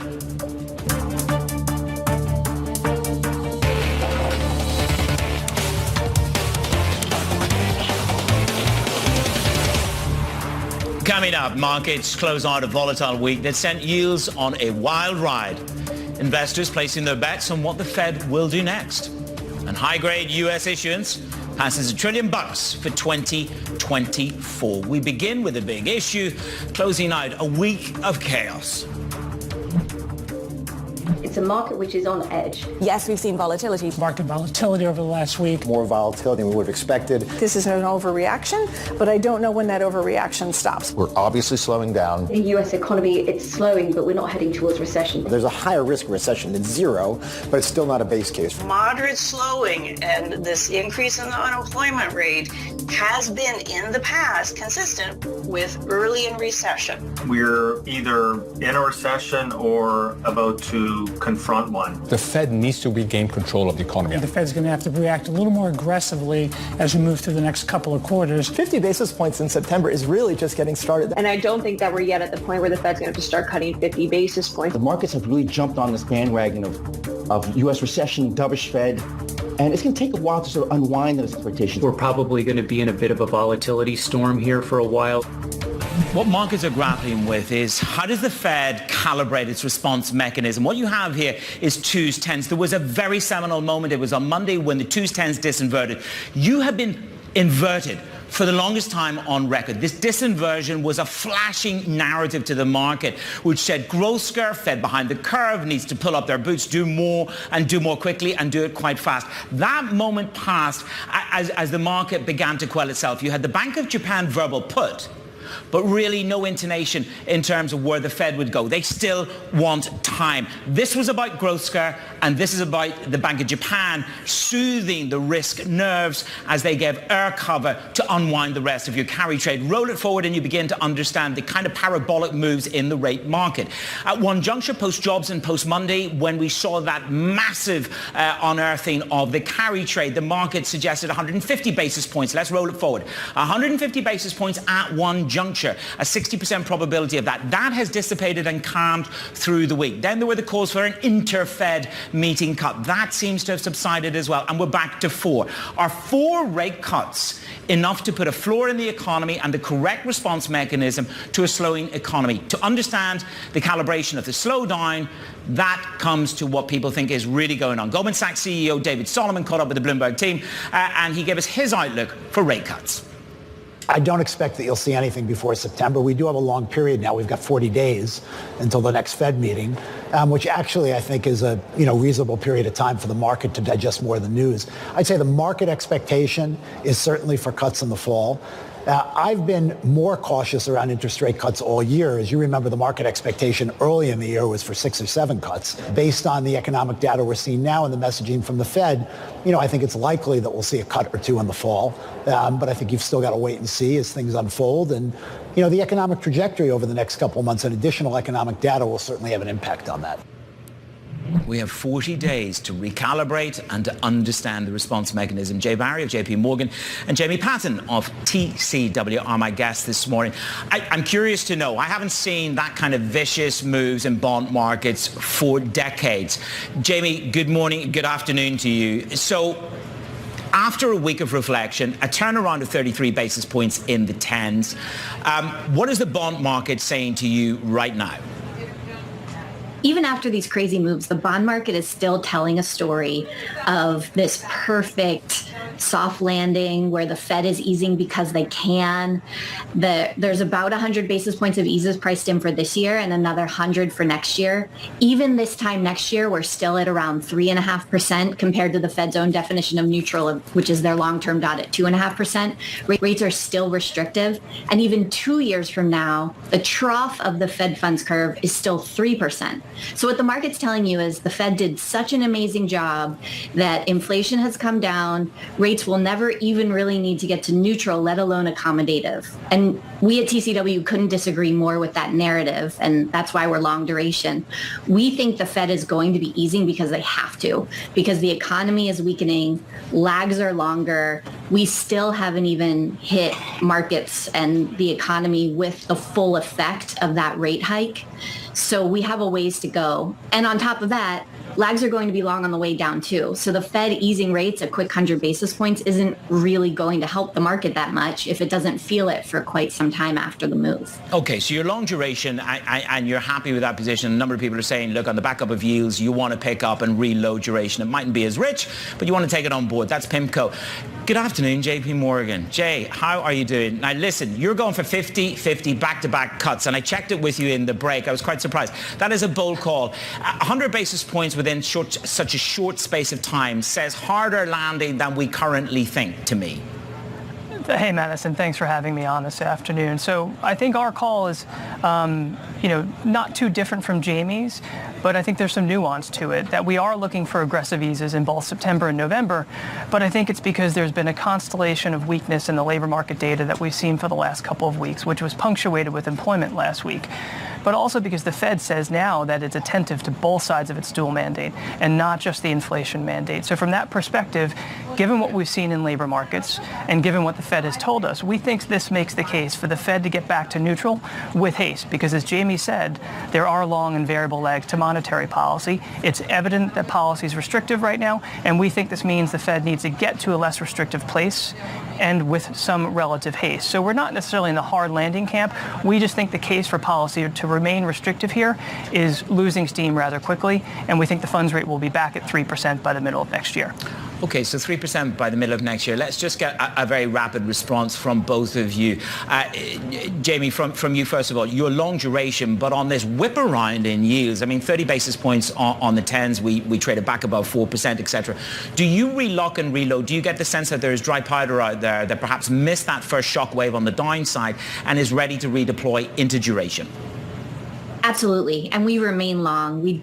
Nothing about this week's price action made us change our mind that the right move is long duration, and especially concentrated in the front end as the yield curve normalizes. And Jay, for you, again, not just long duration. I know you both like steepeners, but again, the concurrence for you, is this a re-enter, relock, reload? Yeah, so we've been sitting neutral on duration, Manus, but I think we're receptive to what Jamie said here. We'd like to use any further backup to add duration on an outright basis. The challenge has been in this inverted yield curve environment that being long duration is a negative carry trade, and we have felt much more comfortable with the steepener and the long end steepener as a reflection of our strategically bullish view, simply because it is less punitive from a carry perspective, and it tends to outperform in the period heading into the first cut. My lone reservation over the very near term, and we saw it this week, is that both long duration treasury auctions tailed and came with relatively weak end user demand, which tells me that perhaps this demand is somewhat exhausted here. And then we've also seen a pretty strong buildup of dealer inventory in treasuries. It's now very close to record levels. And this makes sense in a world in which we're transitioning away from price insensitive demand towards price sensitive. But I think we can just be a bit more patient before adding duration. But I would certainly agree that the path is towards lower yields, particularly as the front end, particularly as the Fed begins to ease next month. Jamie, different people have said to me, it's just lousy demand on these auctions. Stop exaggerating it. Stop exaggerating the tail. I like a little bit of drama in markets. But is it just a small waving flag rather than a vicious red flag for you on those two backup in those auctions, Jamie? I also like drama. I love Bravo. But in this case, I'm going to have to make you guys feel a little bit better because we think that was just kind of a blip in volatile markets. An example would be in July, we got the stripping data telling us how much demand there is for long end duration, and that was an all-time record high. So we had a couple auctions that came a little bit cheap to the market. That doesn't tell us a fundamental or technical signal, the same as stripping data, which is real buying. So I think what happened in the auctions is that amid all of that volatility, a lot of the strategic auction strategies where people short that day and cover in the auction and just try to make a couple basis points, those guys just said, you know what, there's too much going on for me to play that game. So I'll just pull out of that. I think that's why you saw dealers end up with a lot of it. So we don't take much signal from that. We do take a lot of signal from demand for long duration via stripping activity. And let's just close it off with you, Jay. We saw former President Donald Trump saying that he would like to have a little bit more say over interest rates. Let's just take a very quick listen and we'll get your response. I feel the president should have at least say in there. Yeah, I feel that strongly. I think that in my case, I made a lot of money. I was very successful, and I think I have a better instinct than, in many cases, people that would be on the Federal Reserve or the chairman. The Bank of Japan learned what it is to have politicians push them along the way. This last couple of weeks, Jay, to you very quickly, do you think that's just bluster, or is that a real challenge to U.S. exceptionalism if it was ever to come to pass, and true interference from the president, if he becomes the president? So I think, to be clear, Manus, I think the Fed has benefited from being an independent institution, and its independence and the independence of other developed market central banks have been very helpful in attaining 2% inflation over time. And if there was a perception that the Fed was to be less independent, I think inflation expectations, which have been very well anchored here, very close to 2%, would be at risk of rising. And that would mean that there would be the risk that long-term yields could climb on the back of that as markets perceive the Fed to be less independent and less attentive to both sides of its mandate. So I do think its independence is a strong positive for the Fed, and any change to that could put inflation expectations at risk. Okay, Bond team, thank you very much for joining me on Real Yield. That's Jay Barry of JP Morgan, Jamie Patton at TCW. Up next, we've touched on the auctions, but we'll run you through. Credit issuance this week gets halted amid all the vol, only to restart again when its biggest day of the year came from Meta. They led the pace. We talk credit on Real Yield right here on Bloomberg.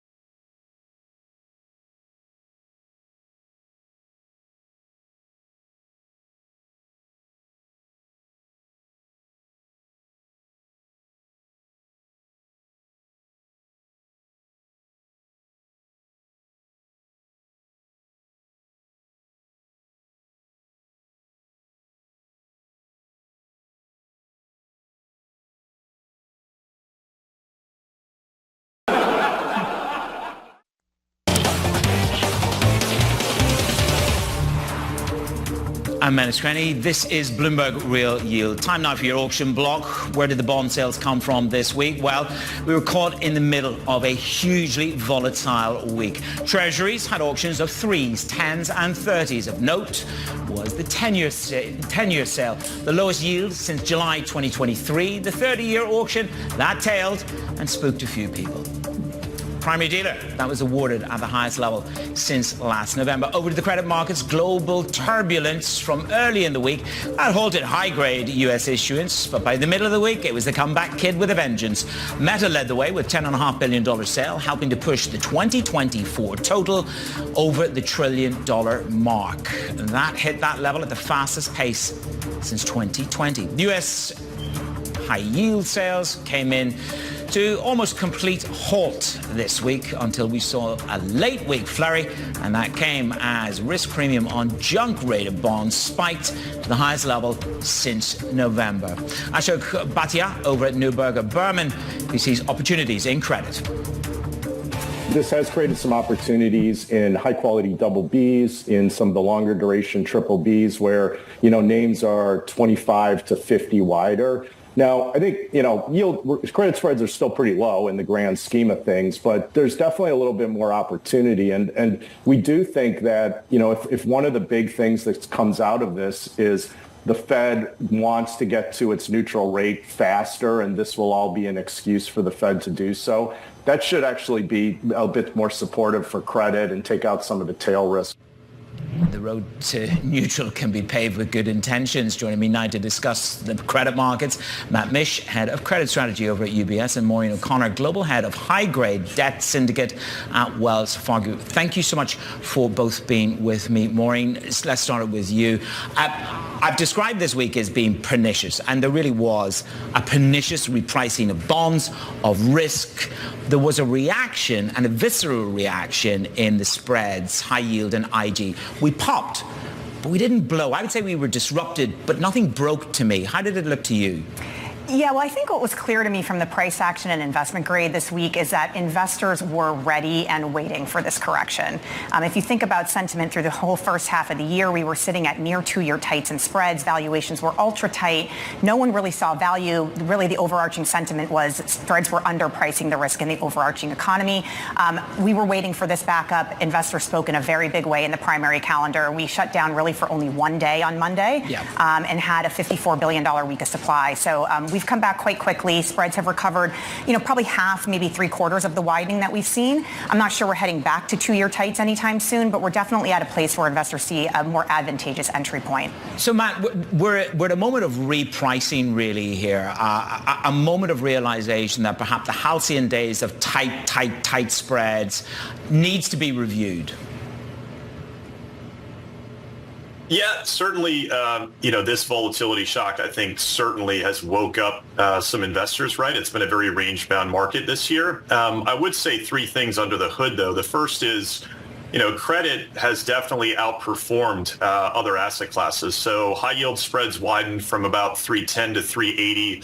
That's about a 1 sigma move over a month. If you look at U.S. Treasuries, that move in 10s was about 2 sigma. If you look at the VIX index or dollar-yen, those moves were 4 to 5 sigma. So the first main point is that credit really did outperform despite the quote-unquote pop. The second I would underscore is that a lot of the systemic concerns, so clients have the concern mainly what's next, right, or what breaks next. And I think in that context, we took a lot of confidence in the fact that U.S. and European financial spreads, so that's bank and non-bank spreads, really outperformed or market performed in this sell-off. And the last point to keep in mind is, that high yield spread today is probably back down at 340. So at least in high yield, we've retraced over half the move. High grade spreads are lagging, but I think that high yield barometer is important because that's the market that is most sensitive to economic activity and to the discussions earlier today about growth and are we really heading toward a potential hard landing. And Maureen, this plays, to your part of the world, which is the debate. If I look at the rates market had a 60% probability of a 150 basis point cut and an inter-meeting cut. That high yield market convulsed, as you said, but what kind of landing are you now thinking about? We had something on Monday, but the world has recalibrated in the past 5 days. How do you think high yield has recalibrated? Well, my expertise is really in the investment grade market, but I can tell, just from a credit perspective more broadly, the market has to be a little bit careful about how it plays out the next few weeks in the lead up to this first live Fed meeting. Obviously, the market is pricing in some pretty aggressive moves from the Fed, and anything short of a 50 basis point cut in September, I think, is going to take the market by surprise, and we could see rates heading back higher again. Obviously, we've retraded a lot of the rally that we've seen for this past week. That will ultimately drag on returns in the asset class. That could incite some outflows. Inflows have been pretty strong up to this point, so it's hard to believe that paradigm is going to shift entirely, but we are watching that carefully. And from a borrower's perspective, where I advise clients, the coupon opportunity here is fleeting, right? We've had a moment in time where rates rallied pretty strong. Spreads obviously corrected in sympathy, but not in a one-for-one basis, and there was an opportunity to de-risk your funding plans at lower levels than what we've seen all year from a fixed coupon perspective. Obviously, that has shifted as rates have sold off, and any rate risk higher, again, if the Fed decides it's only a 25 basis point move, or the messaging out of Jackson Hole or whatever starts to lean a little bit more hawkish, I think we're at risk of seeing that opportunity pass us pretty quickly here. So you need to see the 50 basis point move to hold there.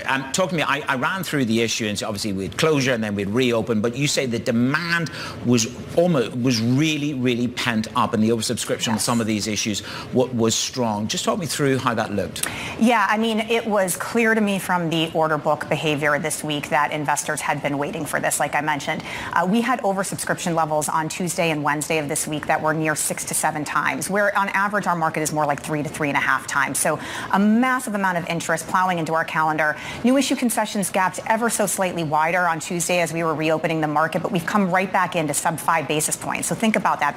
The risk premium is under 5 basis points to access the market right now for investment grade capital. The pockets are really deep. I think investors, again, are looking at an opportunity to layer in at spreads they haven't seen really since late of 2023, and they feel like now is the time. And so, our market, again, priced $54 billion without much hiccup. $34 billion of that came on Wednesday of this week, our biggest day of the year, 17 different transactions. So, it certainly feels like investors were ready and prepared to put capital work when they saw the right entry point. And Matt, this comes back to the point you talked about credit outperforming the other assets, having outperformed by 1 sigma relative to, let's say, Treasuries, VIX, and yen. That robustness in credit remains so long as there is not some huge hard landing. And is that what drives that appetite that Maureen has just referred to in terms of, get in now, pick this up, because it has been resilient and something really brutal has to happen to unseat this credit investment? Yeah, so kind of 2 good questions there. I guess the first is, we think the demand's going to remain strong. Part of that is $6 trillion in money market funds, and a lot of our clients that have really been parked in short-dated credit. So short-dated investment grade has been a core holding, not just for fixed income, but broad macro investors. And so if the Fed really is embarking, as we believe, on a series of cuts, we have 2, but the bias is probably 2 to 3 this year, and a sequence of cuts next year, we think clients do have a little bit of FOMO, fear of missing out on the duration rally. And so we do think clients are not fully positioned out the curve and out of cash. The second point I think you're alluding to is what really disrupts credit. I don't think it will be fund flows. The 2 things we really think structurally over the last 3 decades are either a hard landing, you need a recession, and that has to be codified, and we just don't see that in the data, both macro but also credit. The second is a systemic shock. And I think that's what's reassuring with the performance of lower rated credit in high yield and loans, the performance of financials. It wasn't pretty, but it wasn't ugly. And I think underlying this, that's the second question, right? Either is the economy hitting a hard landing, or is there something else that's going to break? And I think part of that's difficult this cycle because a lot of the areas people are concerned about with credit vulnerabilities are either in private markets or in non-mark-to-market assets. Well, let's see whether that yen carry trade really has 3/4 undone itself. Team, thank you very much for joining me. That's Matt Mish over at UBS, Maureen O'Connor at Wells Fargo on the credit markets. Still ahead, the final spread, the week ahead. Traders waiting for the latest US CPI print. This is Real Yield on Bloomberg.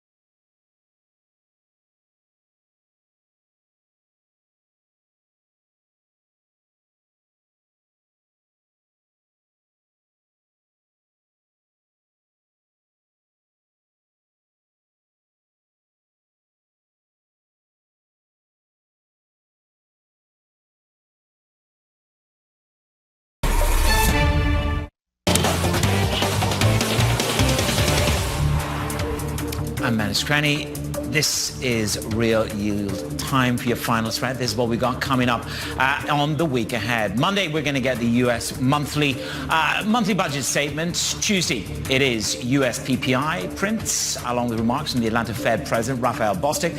Plus, you're going to get retail earnings rolling in from Home Depot. Wednesday, it is about the CPI figures coming out. That is the all-important focus for the market. Thursday, you're going to get U.S. retail sales and jobless claims again. Big outsized response to yesterday's. Walmart earnings hit the tape finally on Friday. You get UMich Consumer Sentiment Survey and a little bit more Fed speak for you from Chicago Fed President Austin Goolsbee. For my final thought, this is a look ahead to the CPI numbers. Look for a bump on the core.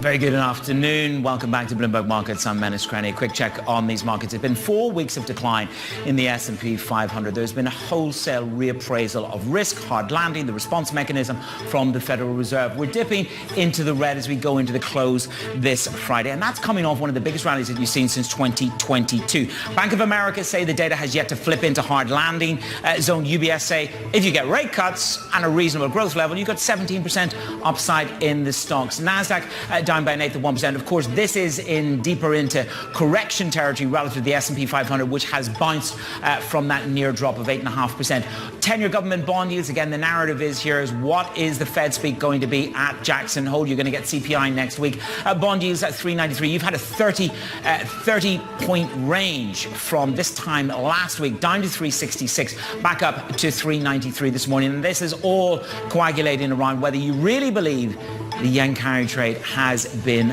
undone.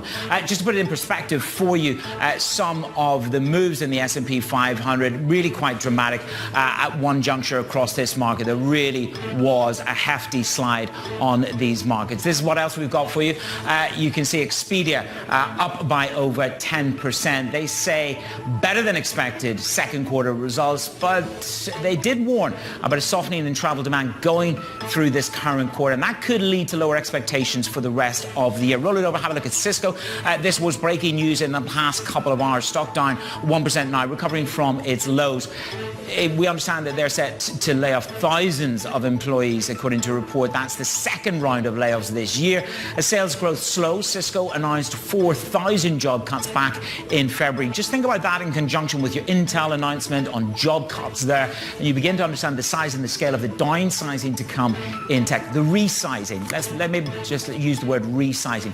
Taking a look at the 7-day chart, as I say to you, puts the whole thing in perspective. It gives you the jobs report last Friday, which is, and that massive paranoia about the unwind of the carry trade from Japan, and that cascaded lower, fed behind the curve, growth scare, a multiple of things which really cascaded into this market on Monday. There's been incremental levels of reprieve as the week has gone on. Let's put it in context. Let's get over to BMO Family Office CIO Carol Schleif. She joins me now. Carol, good to have you with me. I mean, you can see from the drama on that chart, the confluence of negativity on Monday about Interfed meeting, rate cuts along with 150 basis points. That has soothed a little bit because the decision making or the thinking out there is that it may not be just as a hard landing as we had presumed on Monday. You've had 5 days. What's your take as you close out the week? Well, it's really nice to have a bit calmer Friday and hopefully a calmer weekend than we've had the last few weekends. So that part is reassuring. B, the scenario where you have a negative Friday like you did last Friday and then everyone sits and frets all weekend, that exacerbated some of this because a lot of those issues that the market really grabbed and put together on Monday have been there for a while. And it's also important to remember when you take a step back and look at it that we had very low volatility through much of this market move. And it's not at all uncommon to have markets pull back by 5 to 10%. A lot of times they're spread over a few days instead of such a compressed period. But we were in the camp where we had been building durable portfolios going into this and the ability to ride through this. We'd also been saying we didn't think that we'd had enough volatility in the year, so we wouldn't be surprised to see a 5 or 10% pullback, and that the underlying economy is pretty durable. And as we've seen this week, we've gotten a lot more reassurance on those things, that things are bubbling along at a pretty nice pace across the spectrum, although there's areas to watch.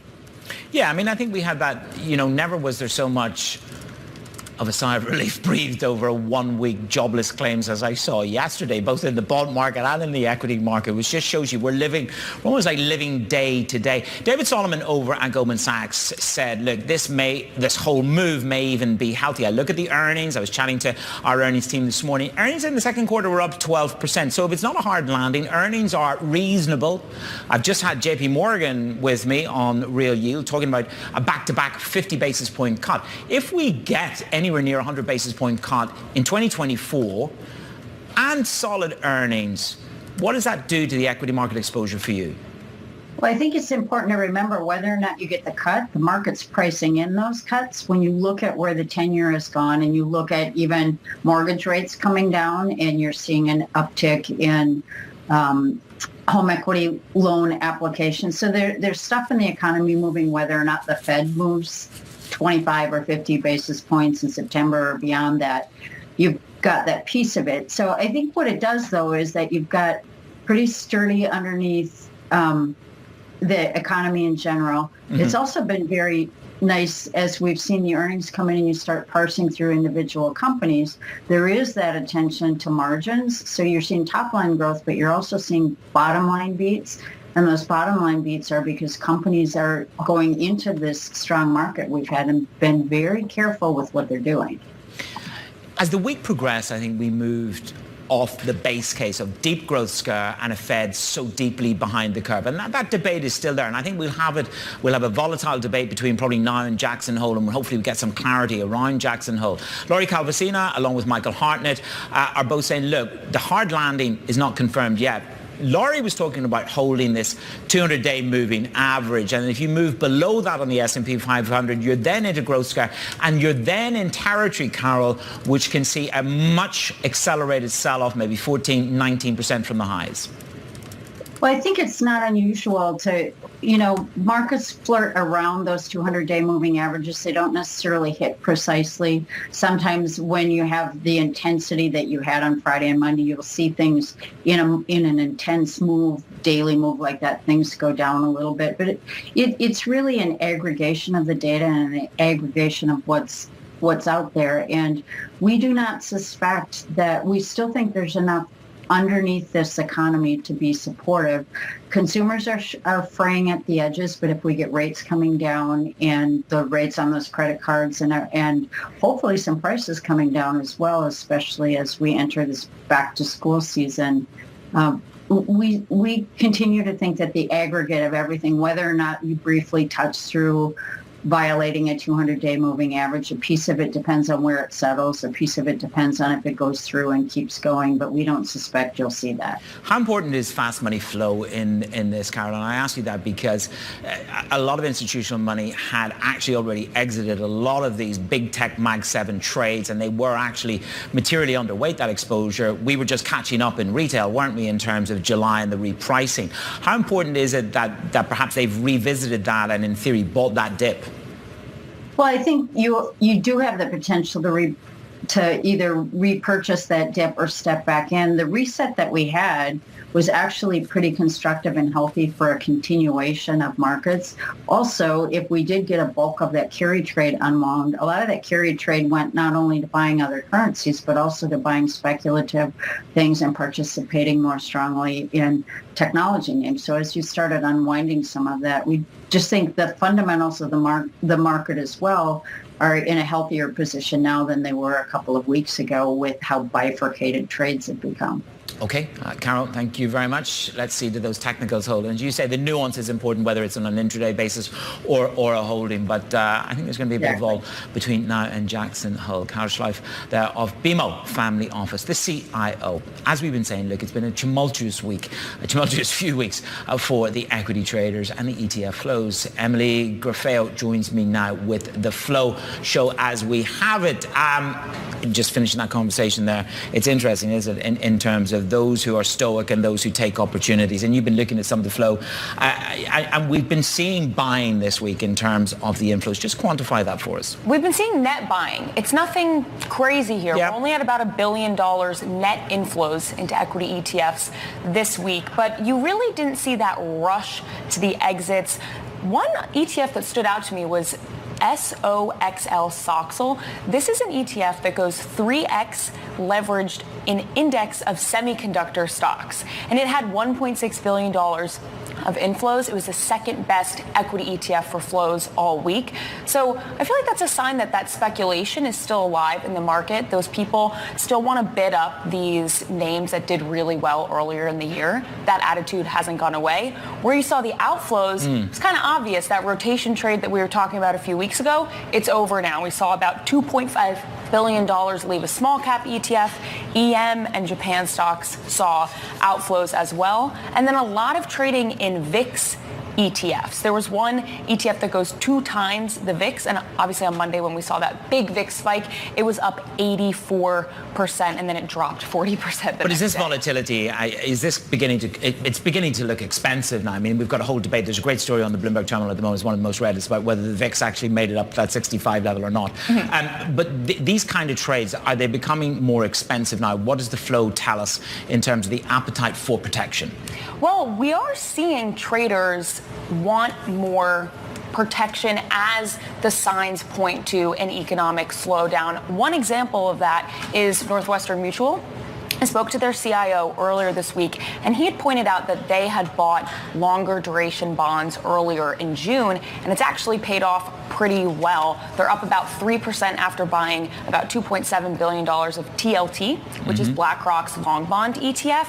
And they basically said that they've been waiting for a recession for a long time, as have a lot of people, but they're saying it's coming soon. The next 3 to 6 months will likely see one when you just look at how rapidly the economic data is deteriorating. So they're buying this protection. They're finding this, he called it like an equity hedge in long bonds. So we'll see if it pays off as an equity hedge. There's a nice risk reward, and I encourage everybody to go and have a read of that, because the risk reward is really quite interesting in terms of a collapse in rates, and they really do quite nicely. But it's obviously not countered with the same viciousness on the upside. And of course, then you've got Steve Mnuchin saying cancel those 20-year bonds. It's an interesting week for markets. Emily, thank you so much for being with us. Coming up on the show, this is what we've got for you. Life 360 CEO joins me to discuss the company's first earnings report since going public, right here on Bloomberg.